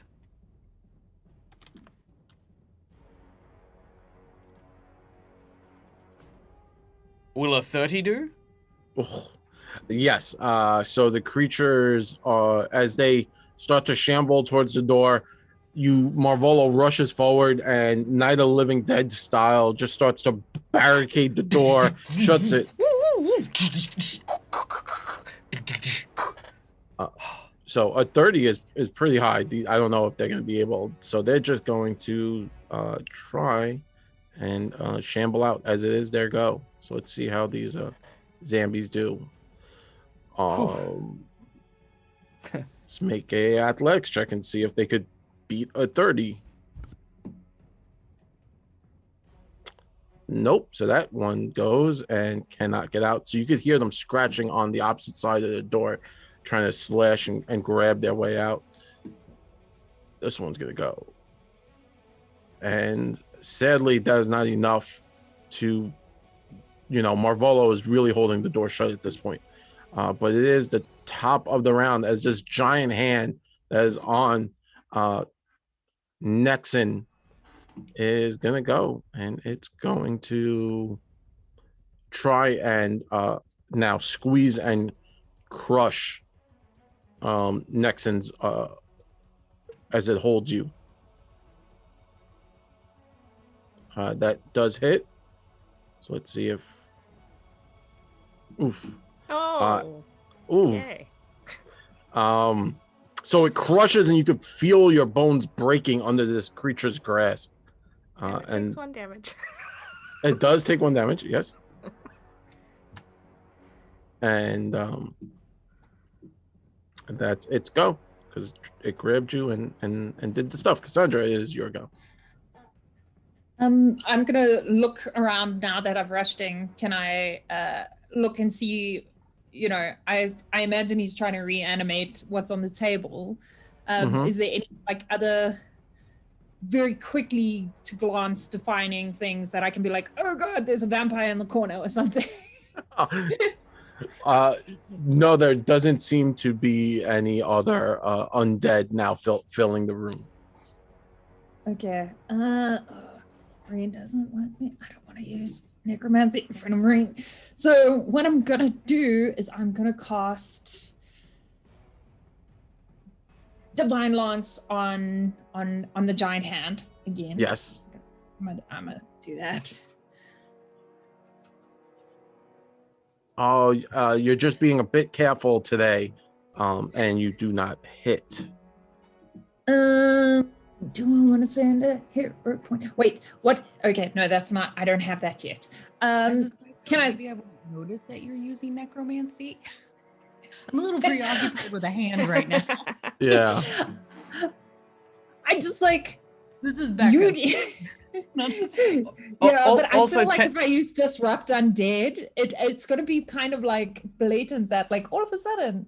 Yeah, but And I mean, how many people really know that disrupting undead is necromancy? Someone who's not familiar with it. Just saying. Okay. Okay. I will have a think on that if we're in further dire straits. And then I'm going to cast guidance on Nixon. Nice. Awesome. And I'm gonna say, And- let go of my friends. Nexon, it is your go. I'm gonna try and get out of it. Grasp again. Sure. And I'll probably end up using guidance. So, extra D4. Is that what guidance does? No, it's like a +1. Oh, Yeah. Okay. Wait. But you got that. Yeah, +1. Okay. One moment.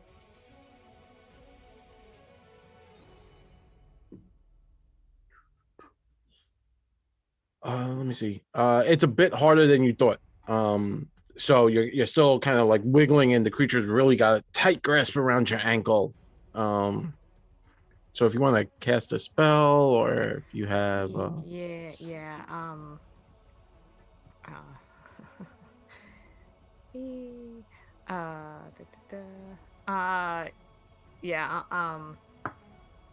She'll well, her foot's being held, so she's just gonna rub her hands together to try and get that electrical energy, and just point out the hand that's holding her and the one that's holding Rain, and cast electric arc. ooh, nice. It fails, so you hit, and then you can bounce it over to the nearest one to you. Yeah. Mhm. So that does. And I think I actually should be rolling an additional 1d4. At this point, yes. Yeah, Okay. one more d4.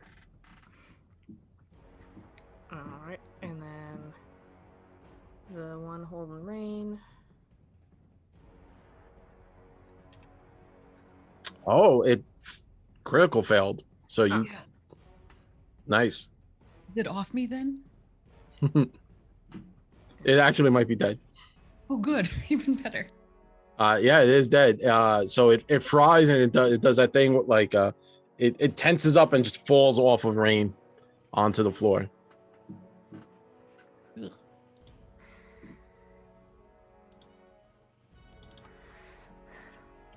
Oh.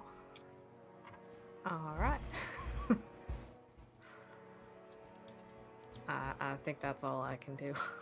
Awesome. Not bad. You've done a lot. And Rain's now free of the creepy crawly that was on them. What would you like to do, Rain? Thank you so much. I see this one here. I'm going to move myself here. I'd like to use Gust of Wind and just Okay. blow a straight line towards both the giant crawling hand and Kaizarlu.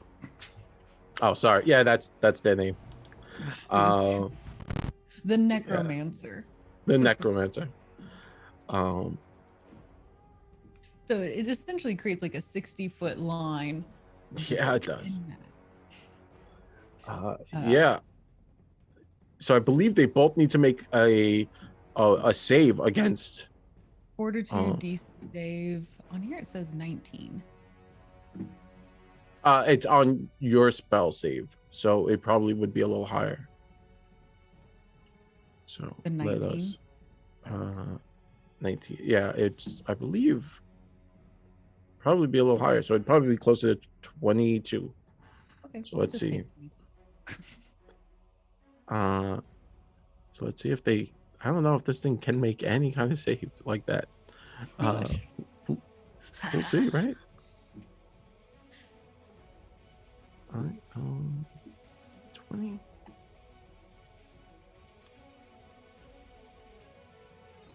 $11. The hand does not save, and let's see what The necromancer does. So is it success or critical success? I believe the necromancer. Yeah, the necromancer critically failed, and the hand was a success. So you successfully hit the hand, but the necromancer critically failed that save. I failed against the critical. Okay. Mm-hmm. Okay, so creature's unaffected, but if I succeeded, then it is knocked prone. So the hand is prone, so it gets knocked off of Nexon and is prone. Mm-hmm. Okay. And what happens to the necromancer? He gets blown back, right? Like 60 feet or something? If he critically succeeded, right? No, he critically failed. Oh, he critically failed. Oh, okay. I'm Yeah. sorry, I'm flipping.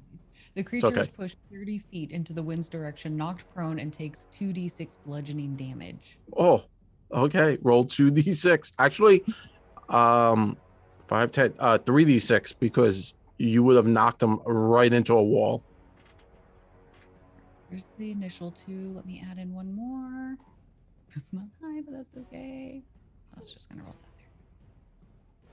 Who said There, plus an additional 5. So total 9. The 9 4 should have points of already been damage? applied. Add 5 more.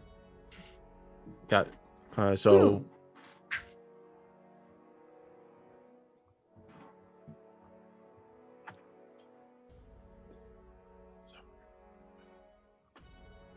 wow. With this Okay. gust of wind, she's going to apply like almost a booming voice effect, like you need to stop this now, trying to shut it down, and she's going to lift her shield as her Mhm. remaining act.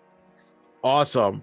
Yeah. So Rain, you blow the necromancer. Everyone sees this. The necromancer hits the wall and is trying to fight against the wind, but the rocks kind of are driven into their back, and little blood is coming out. That's nice. So it's pretty gnarly at this point.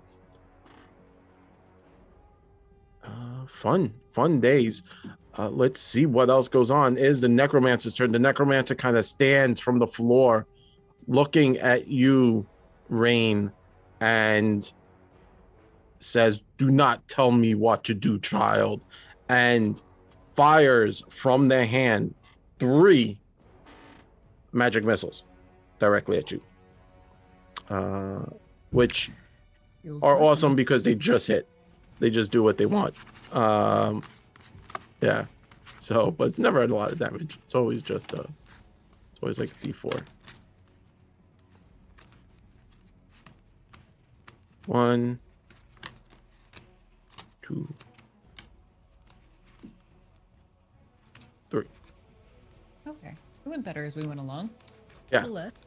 5, 3, 2. I'll take 10 Yeah. points of damage. I'm glad I got Yeah. healed earlier. It's not terrible. Now it's Colodi's and Marvolo's turn. Colodi, Marvolo. All right, just before we get into that, we just got given a $30 donation for 3 sin boons. Whoa! sin boons Thank you so are- much. The sin boons are allocated to Malvolo, Nexon, and Rain, which is awesome. But the person who donated, Eric, of course, a long-term fan of the channel. Hi, Eric. I hope you're doing well. Has requested that these be done at random. So, among the many little tools and tricks and little card things that I keep scattered around my desk, I have, of course, the 7 deadly sins in card form. So, I'm going to give these the good old shuffly shuffle. And we're going to pick at random, 1 to 7. So, I'm going to give the first shuffle. And Malvolo's sin shall be pride, of course. Why not? Yeah. I'll take pride. There's no shaking it. It's the sin that I was definitely born to have. All I'm just right. like, please let Rain get necromancy. Like everything in my life will be made. Oh, yeah. All right. Nexon, pick a number between 1 and 7. 6. 1, 2, 3, 4, 5, 6. That is greed, the magic of transmutation on that one. Rain. All right. This is it. 7. All right. 1, 2, 3, 4, 5, 6, 7.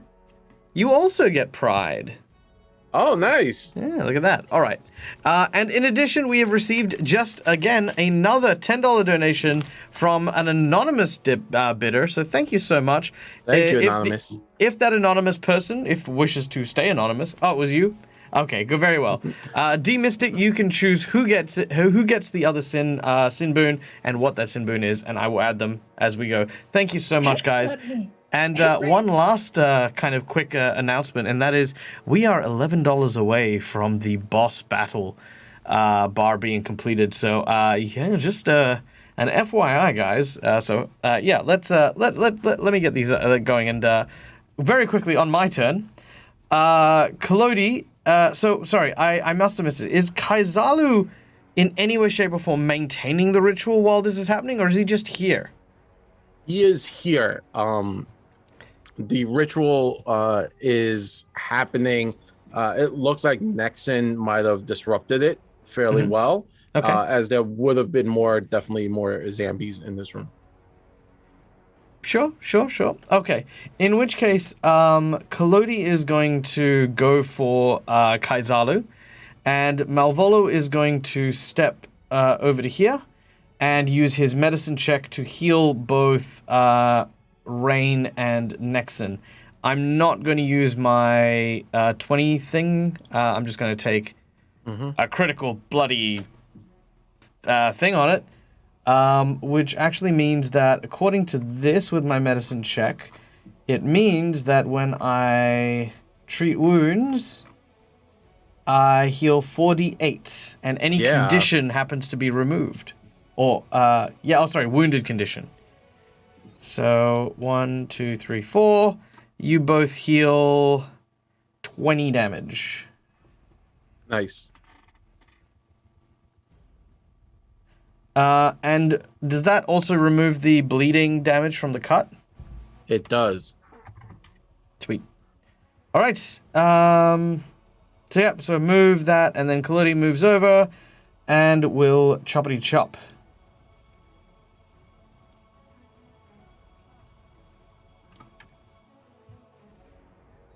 And he hits. As he does so, he does 8 points of damage. Awesome.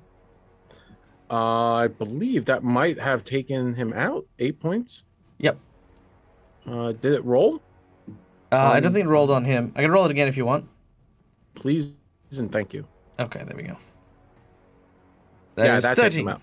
Yep, Yeah, okay. that takes him out. So how does Kalodi do this? So as Kalodi's rushing out, the hand is still kind of stuck on the end of his blade. He sort of says, "Hey, I think this belongs to you," and he flicks it out forward to try and get him to kind of raise his hands to block his face. And then as he does, Kalodi sort of stabs through the zombie hand, through his other hand, and then pins it all to his head. Thwack! Nexon showed me that. Nice. I would swear, but it's called. It's something that rhymes with a cross stitch. He says it's a cross something else. So as that happens, the necromancer drops to the floor. The giant hand on the table kind of freezes and drops. The banging you hear from the other rooms and you now hear, obviously, the bodies falling to the floor, as if whatever evil magic what was coming from here has ended. The runes on the wall kind of fade into the stone. It seems as if the stone is just absorbing the magic, and even the art, the paint or the inks that were written fade away, and you can no longer read them. We are out of combat, obviously. What would everyone? Yeah, I'm going to go up to the necromancer's body and just search for a clue or. Sure. Rifling through the body, you find the spell book, the necromancer's spell book with all his different spells in it, and you are quickly looking through it. It is arcane. So it's written in their kind of mathematical scripts and stuff, and you get it just that clearly they are trying to summon or convert the living to the dead, and or vice versa, bring the dead back to the living. As you're searching around the room, you now hear upstairs yelling, lots of yelling.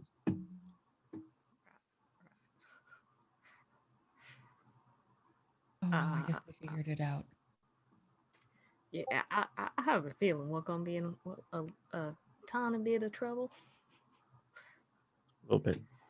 Not a Well, lot. let's be honest, they're in a ton of bit of trouble too. Look at all of these written on the walls, the hands, whatever's on the table. This is unnatural. And they were doing something incredibly foul and awful to these poor souls. And he said Habes These knew, were and savior Habes was souls? supposed to help him.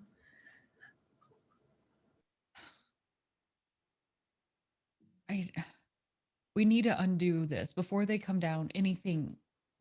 We have to help put these souls to rest. That's the one and only main concern that I have right now. Did any of the shades come down once he collapsed or died? He is dead, right?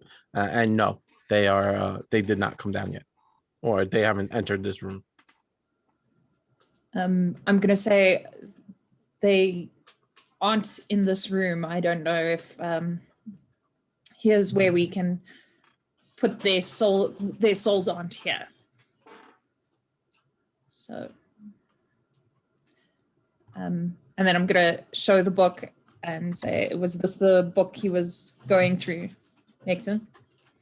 Yeah. Yeah, I'm gonna say it appears I don't think we need the book to tell us, but they're trying to bring an army of undead to life. Oh, why? Do you think this was the guy who was responsible for the ghouls, or is this something else? Is the court still glowing? No. Well, it seems the magic activated the courts from the previous undead before Thistletop, so perhaps, but he said he was trying to help them and cure them, and I don't know why they were so afraid of you coming down here, Rain. None of this makes sense. And Kaz, as you can see, she's actually visibly shaken because it's so perverse, and and this is helping me play the fact that Carla can't put two and two together. Kaz is just like, and then there's this, and then there's this, and then I don't know what's going on. I have an idea, and pull out the note that was written for Rain and look at the note next to the spell book to see if it looks like maybe the same handwriting. They are not the same handwriting, sadly. But as you do look around the room, right, like just looking through what's going on. Oh, almost pulled my ears out. You notice that Rain, actually, you're, being a druidess, you look around the room, you have this notion, and you're like, oh, this is bad biscuits. And putting two and two together, you kind of walk up to the wall, you start to scratch at, the rocky alcove, and like a little jagged point, you scratch at it, and the dirt kind of moves away, and you realize there's a quartz sticking out of the wall. And then you scratch at another jagged piece, and there's another bit of quartz. And you're like, oh, there is a lot of quartz down here. This room has to be embedded with quartz everywhere, I'm just going to start more frantically in my panic, just Yeah. ripping away, clawing essentially at these Mhm. walls, just letting as many quartz as I can just kind of fall to the ground. It's becoming a little bit more erratic, and I'm just, instead of like hunting and searching them down, I'm just trying to tear down these walls. Mm-hmm. As you do, the stones hit the floor, and some of them flicker with energy, and the sound from upstairs, the yelling now becomes much more panicked and screaming, and there are now yells, like blood curdling screams coming from upstairs. What's going on up there? How many screams does it sound like? Like different voices? You hear yelling, banging now. It sounds like combat is happening upstairs, some kind of fight or something. At first, it just sounded like yelling, and now it sounds like aggression.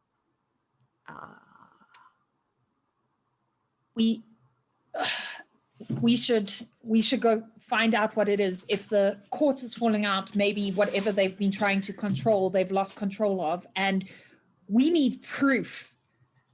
And we need someone alive to pay for these crimes. Rain is going to take one last just large scratch along the wall, pulling anything out. All right, let's go upstairs then. Do we want to leave this book here or take this as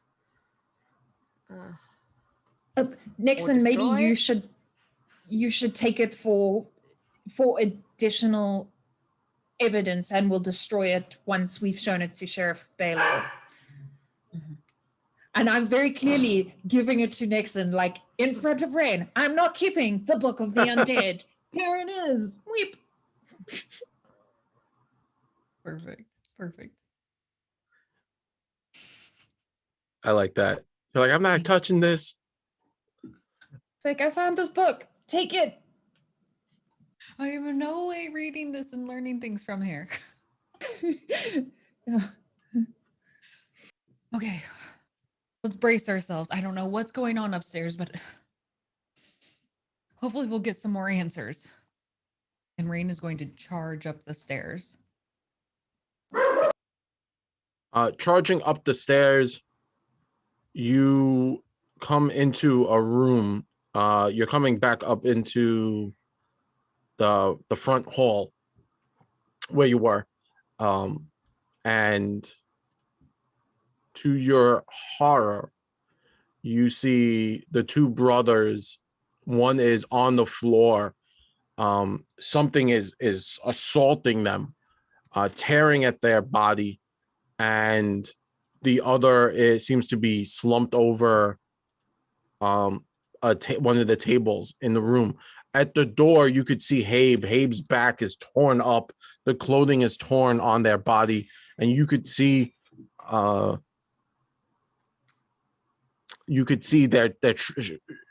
frantically trying to get something unlock the door as and you kind of come up into this panic. Suddenly the creature that is on the floor turns its head and smiles, seeing you, Rain, and it stands up from the carnage of the tiefling brother who's on the floor. This blood is coming out of their body. They're just shredded, and it kind of stands and it dusts itself off, pushing the blood off of its face onto its body, and it kind of cracks its neck and looks at you, and he said, and it does this weird creepy bow, a very deep bow, and says, he said you would come, you would visit me, his lordship. The one that unmade me said so. He has a place for you, a precious place. I'm so jealous. Yes, I am.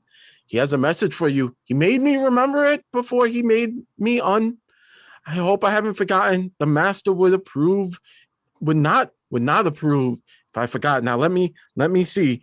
and then he pulls at his straitjacket and tears it open, and you could see carved on his chest a message, and it says, yes, this is what he wants, and it has the rune carved on him also. If you came to his misgivings, that he says, and it says, to my love, join the pack, and I will end my harvest in your honor. Hyphen your lordship. And then the creature kind of laughs a little bit and slowly starts to walk towards Habe. And Habe is frantically trying to unlock the door, and the creature lashes out and bites into Habe's neck. And, blood, gore, and Habe kind of falls slanted onto the thing. And the creature picks up the key and unlocks the door and says, "This way, ma'am. Please come, please." And then you see it like click, click. And you could see he's holding it together as fighting back something. Rain is just for a moment after reading that message carved into his chest is stunned, just gripping on the door handle to hold her up as she tries to understand this invitation that has been granted to her. And her thoughts just hit her like a whole flood of, do I follow him? Will this stop anything? Is it worth it? Do I trust this? Is this a trap? What can I possibly do? He doesn't seem to want to hurt her, and she wants answers more than anything. She wants to know what's going on. She's going to lift her shield up. Mm-hmm. She's going to follow him a bit.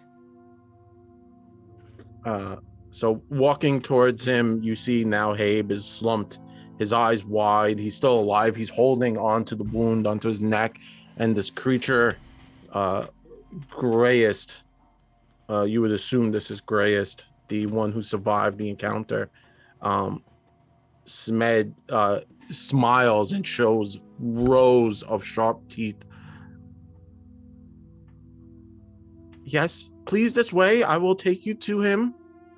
Right, just leave him alone, okay? "Who?"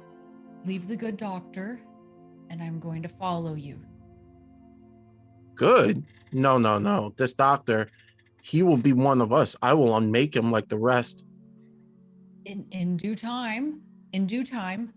But for now, this is my wish. If you want me to follow, you will leave the doctor. You can find him later. "Well, his lordship didn't say anything to me about leaving people alive or killing, but if it is your wish, then I must do as you command." Right. And then he kind of bows in your direction. Cassandra, Nexon, Marvolo, Collodi, as you make your way to the upstairs, you could see Rain moving gently forward towards this creature. Cassandra, as you get up there, you now see shades. All of them are free, and they are just standing in here watching. And you see them as people now. They are no longer as these two-dimensional flat beings, and there's about 20 of them just standing in this auditorium watching what's happening.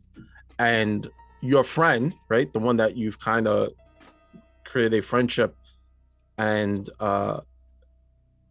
looks at you, and again, without speaking, you can now hear a voice in your head, and it says, "I remember my name. My name is Seralia, and I lived in the manor. Don't trust them. They're all liars. They put me here." And then as Rain gets closer to the creature, it kind of holds its hand out towards you, and you could see these long nails. razor sharp, says, "Yes, his lordship will be excited to see you." She's going to tentatively begin to reach out. And what is his name? his lordship, he goes by many names, but I dare not say them, for I'm not worthy of it. But you will learn in time. Don't worry. Yes, you will learn. He is most merciful. He made me like this, and I now am free to do as I wish. Free. Right. Free. Okay. All right. She's just continually bracing herself, clearly forcing herself to do this is incredibly uncomfortable. All right. She'll reach out and she's gonna hold his hand. And tell me, where are we going? Oh, back to the home, to where all this started. We're going home. And then the creature at this point kind of takes your arm and like pulls you closer to it and tucks it under his arm as if you guys, like arm in arm. And he starts to pat he starts to pat your hand, and he's like, "Don't worry, his lordship will be kind to you. He will not do this to you. Trust me." I don't think we know what your master's going to do. You're one. He's going to look back at the others and just have this look of like, oh God, I don't know what to do. As Malvolo and Kaludi kind of look at each other and then look at the others. Are we letting this happen? This is insane, right? It's not just me. We can't let this creature take Rain away. Yeah, because Kaz is just standing there shocked and looking at my friend. Do the shades look worried that Rain is next to? Yeah, okay. Let me see what everyone else is going to do. So I'm going to stand shocked for a moment, and then depending what everyone else is going to do, I'm probably going to just fire Disrupt Undead at that guy, like... No, wait. He knows who the Lordship is and where to find them. We can't destroy him either. Perhaps you could just tell us where this Lordship is, because we've got to rest up a little bit. Maybe, make sure that Rain is looking her best for when we go there. Right. She's gonna pull back on the arm a little bit. We just need to rest a little bit. You can wait here with us. I need to sit down. And like kind of pointing out to like the wounds on Rain and just be like, wanna make a good impression and put your best foot forward and all. Right, for his lordship. We wouldn't want yes. any damaged goods. No, never. No, not for his lordship. No, that is... No, you are right. You sit here and relax. I will go get us food. Don't worry. And he kind of scurries. He collapses to all fours onto the floor and scurries towards the door going upstairs. And he's like, "You wait here. I'll be right back. And then I will bring you food and you will eat. And then you will see his lordship and everyone will be happy." And then he kind of climbs the walls and his head rotates. And then now he is looking at you upside down, but his head is right side up. And then he spreads a wicked smile across his face. "I will go get you food. I will feed you." And then he starts to head upstairs. I'm just in my shock. I'm gonna hold Soralia's hand, just like her shade hand, like these people don't know what they're playing with. I'm just like... Needless to say, no one's eating whatever that thing is bringing back, correct? No. I don't know what to do. Rain just collapses in the chair. I won't go and see him. I don't even know what it is. I don't know why I've been chosen for this. And he shouldn't be like that. Nexon's gonna try and stabilize either Gortos or Gurnak. Oh, I was going to ask They about aren't that. dead Isn't already. isn't Gurnak inside Kalodi?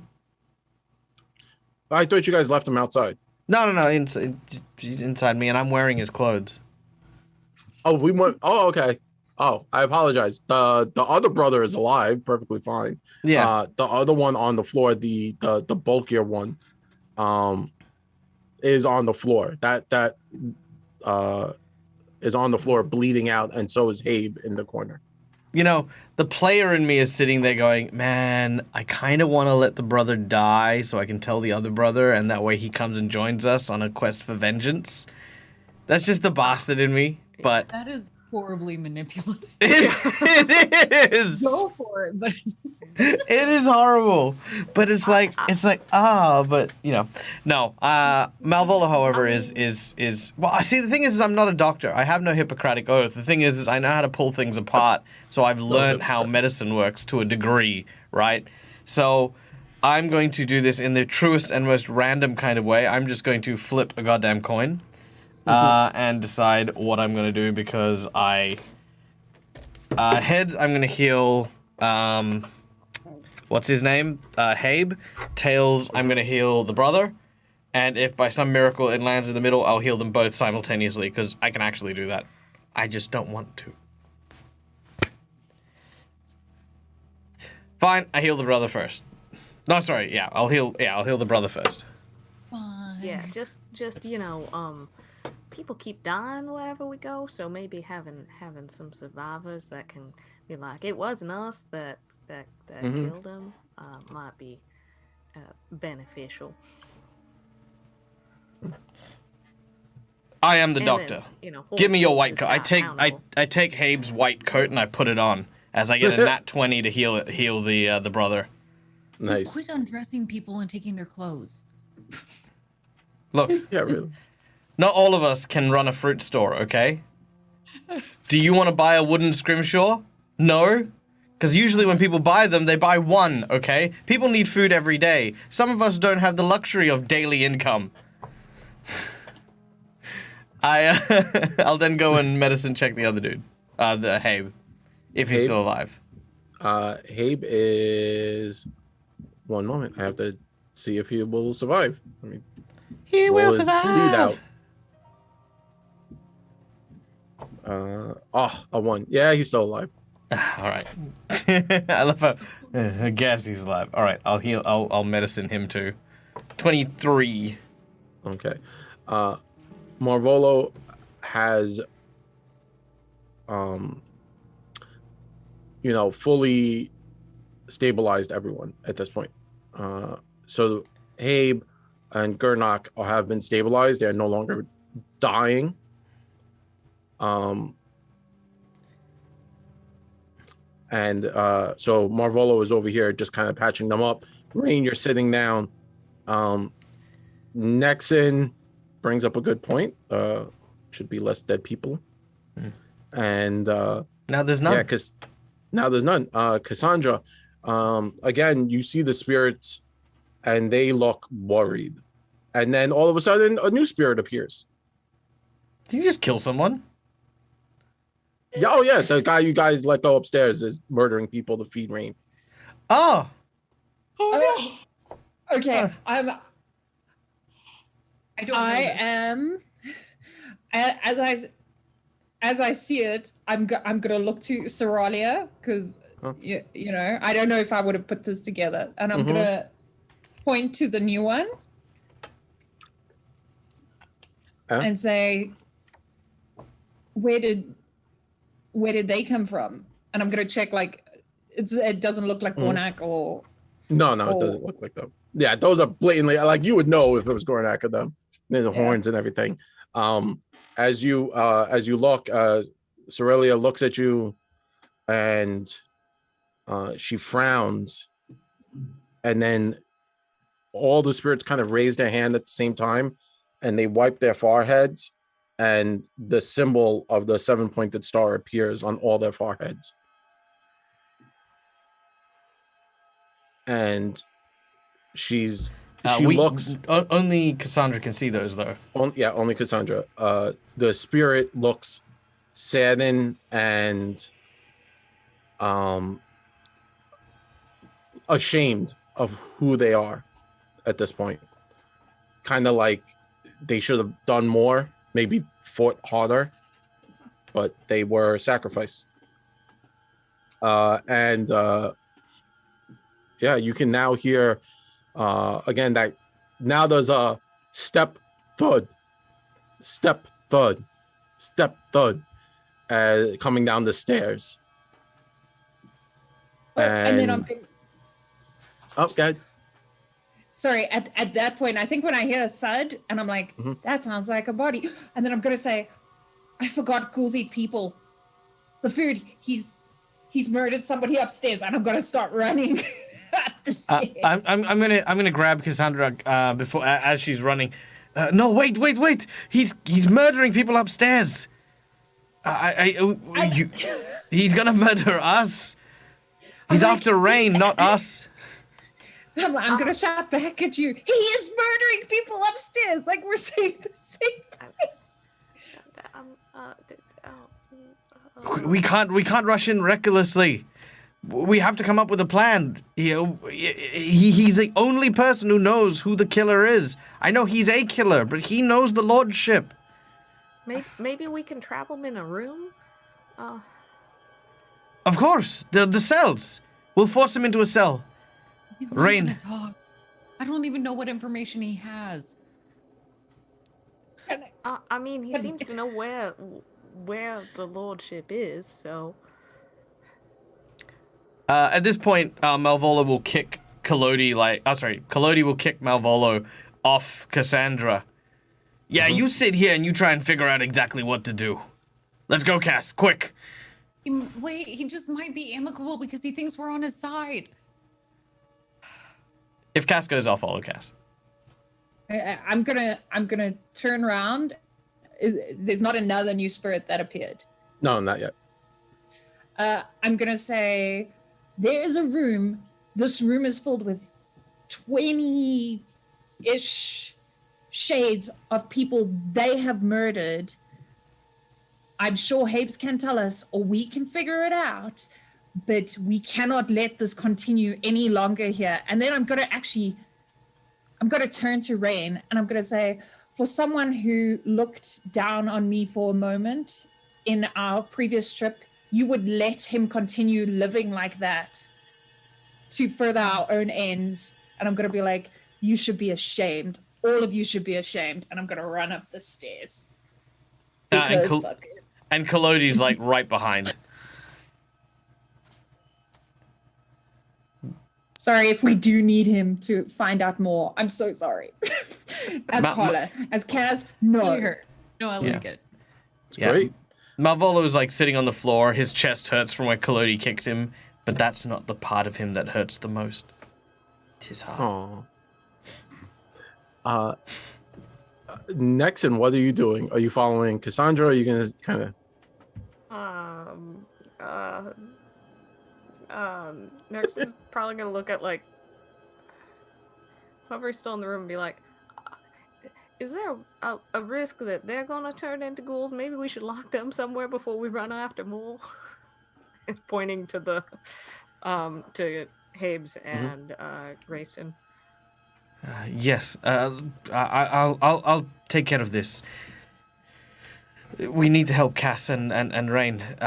It'll be some time before I can be of any use to you. I'll make my way up once they're secured. All right, and then next we'll head up the stairs. I.e., it's gonna be 10 minutes before I can use my medicine to heal anyone, so I'm just gonna drag bodies. Yeah. So Cassandra, as you reach the top of the stairs and you enter into this large central room, you notice that there is now and then followed tightly by Kalodi, you see Grayest is standing over the body of a patient, what was once a halfling, their throat cut open and the blood just pouring out over the floor. And Grayest looks up and says, "Oh, don't worry, I take care of all of this. I dress the dinner. Don't worry, we will have delicious dinner. It will still be warm. I don't want to feed his lordship's friend anything bad." Yeah, I've got nothing for him. I'm just gonna, and like with actual tears in my eyes, I'm gonna say, "I'm so sorry this happened to all of you," and I'm gonna cast Disrupt Undead. Whoa. All right, do it up. Okay.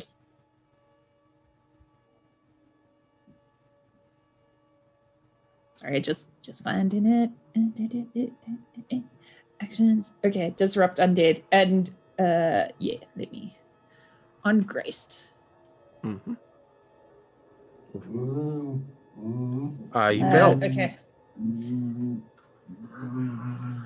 Yeah.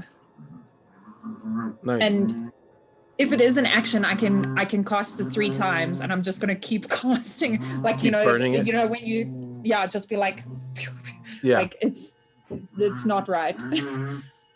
And I apologize for the ghouls noises in the background. Like It's Grace okay. struggling there. Critically failed that one. Sorry. Guys. Adorable.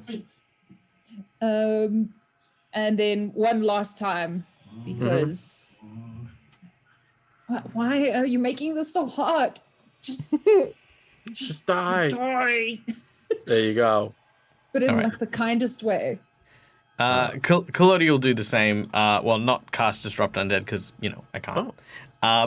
But we'll charge blades drawn and attempt to just sort of cut swathes into this ghoul.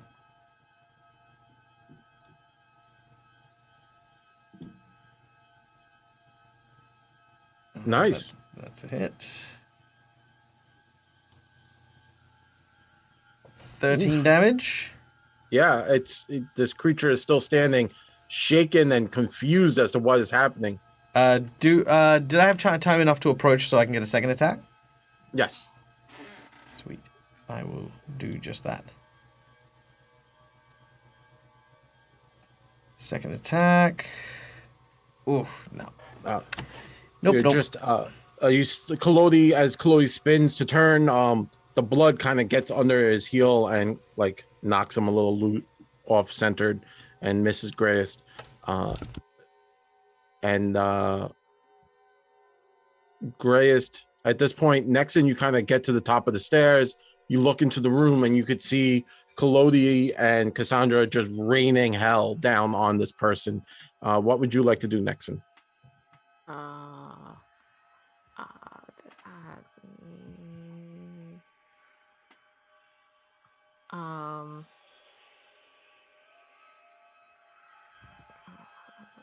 Next is just gonna check, like start going around and checking the doors to see if they're locked, and like if there's a peephole, like looking in to see if people look alive or dead. Sure. So the first room you kind of run to, right behind Cassandra, you see it's already open. That must have been the cell that this person was dragged from. And it's currently open. So, that one's empty, and you could, if you needed, you could use that as the like a holding cell if you wanted it.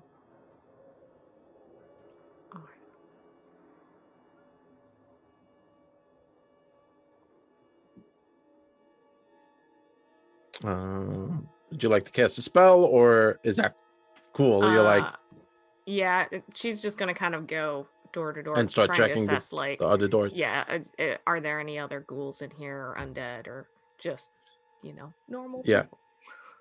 As you walk to the other rooms, you can see that you're like looking. You're able to kind of just open and look in, and you'll notice that there are people inside, and they're all asleep, which is weird. But remember, Habe said he had put them to sleep. They were resting, but they're breathing. You can hear breathing, so no one's dead. All right, I'll close the doors back Just behind me. shh. Okay, and now Grayest will swing back at Collodi as Collodi is assaulting Grayest. Grayest kind of confused as to what's going on. Will swing on Collodi and sadly miss. And then it's gonna look at what's happening and says, "You're all liars. Why would I believe anyone?" And then swing again on Collodi because he is upset and still miss.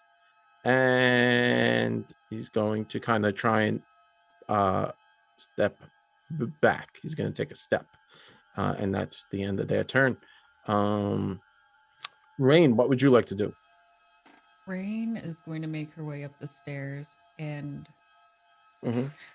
she is just trembling. Yeah. And she's going to yell out to Grace, Don't hurt my companions. I will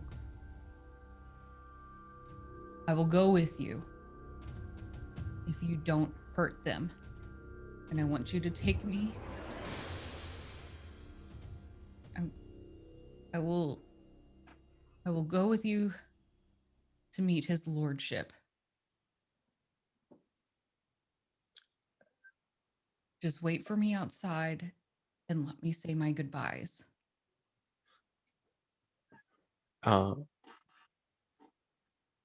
Gray is looking around and looking at, Cassandra and Collodi and looking at you, and Gray is struggling to keep their sanity. Seeing this turns and is like, "No, you said I had to feed, and then they came and attacked me. No." Just get out and I will follow you outside. And he shakes his head, and at this point, kind of allows the madness to consume him, and the normal eyes that you saw, the human eyes, right, the eyes that of a human, kind of now turn that green color of the ghoul that you've seen before, that eldritch glowing green, and the madness kind of takes over, and he drops to all fours, snarls, and there is no more talking for him at this point. The madness of the ghoul has taken over. Yeah. If that's the end of your turn. I can see this transformation, right? And I can tell that Yeah. he can't be reasoned with anymore. Yeah, he allowed the madness to kind of Okay. consume them. I'd like to use my Titan move again and then just run across and try to grapple him. Yeah, Just do like- it. Yeah. So you charge, you kind of step around the poor body of the person, and you smash into them and roll athletics check. This shouldn't be too difficult. Unless I roll I a lied to 2. myself. Wait, I have a hero point. Yes. He's also I'm using- enfeebled, actually. Oh, is he enfeebled? Because Oh, he had a that's critical right. failure against me. He's also enfeebled. I apologize. Let me put that on. There you go. I'm using my hero point because that 2 is getting me nowhere even. Yeah.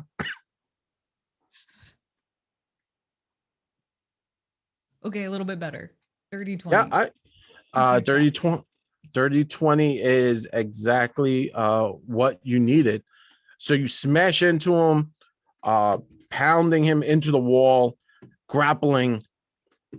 She's yeah. just crying. She just holds on to him and lifts him up like, I'm sorry. And that'll be her turn. And we are at the top of the round again. Cassandra, what would you like to do? Disrupt. Okay. Yeah, one of those, those things like when someone tells you like they're already, it's already finished, and you just like disrupt. Yeah. Oh, you failed again. Okay. He's still kicking, and now he's biting and trying to bite into Rain. Yeah. Is it normal turns? Yeah, that's it. Roll your damage. Then I can do it one more time. That's it. Great. And then the body goes limp. And with that, the body stops kicking. Rain, as you hold them down with tears in your eyes, Grace stops limp as you see the last bit of energy from Cassandra slam into them. She's just going to collapse on the floor and just bring her knees up. Grace just in between, just holding him in a body, and she just cries over him. Unconsolable. Collapse there. At that point, Cassandra, you now see another spirit enter the room. And it would be what Grace would look like as a human before his transformation. And he's looking down at Rain and at himself. And he goes to speak. And that's where we'll end it for today.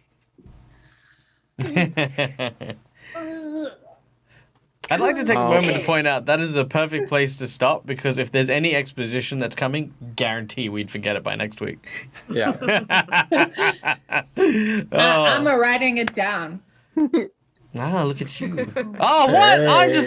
I'm the bad student. I'm the one who sits at the back of the classroom writing on my desk. I'm the only one. Damn it. Fine.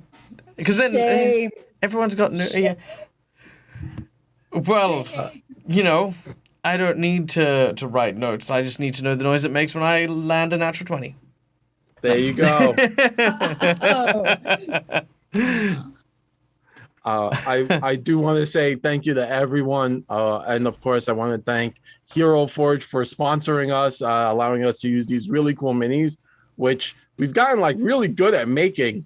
If you spend some time, you could do some crazy things like little spider person. That's a Hero Forge mini. It's really cool.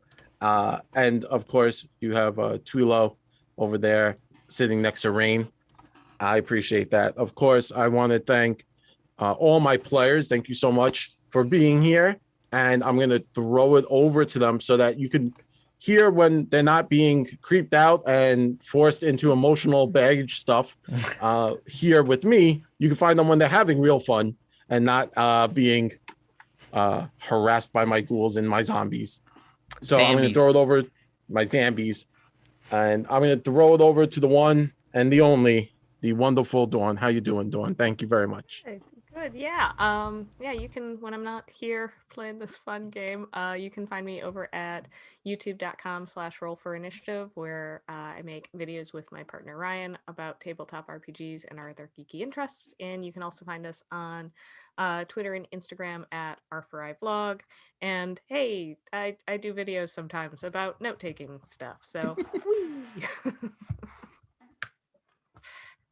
Hey all, I'm Becca Godsey. I'm still kind of reeling from that little moment, so give me a second. You can find me at Becca Godsey on Twitter and on Instagram, and X Caustic Phoenix here on Twitch. We'll be on later today playing some Destiny 2, trying to shoot and get rid of our feelings this way.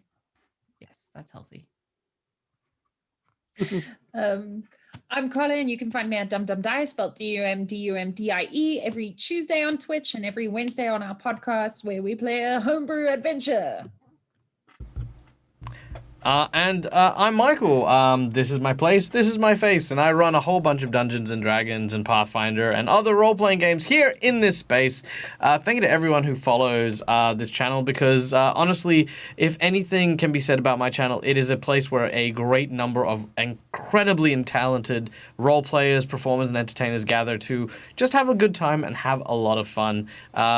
Like seriously, like I had so many moments today where I was just like trying to sort out my feelings, and like, I mean, like, aren't I playing like a guy with this like jerkwad New Yorker puppet? Like, when did this become so real, right? Like, when did this become like, you know, talking to the dead spirits and symbols of woe? I'm like, where's the kicking?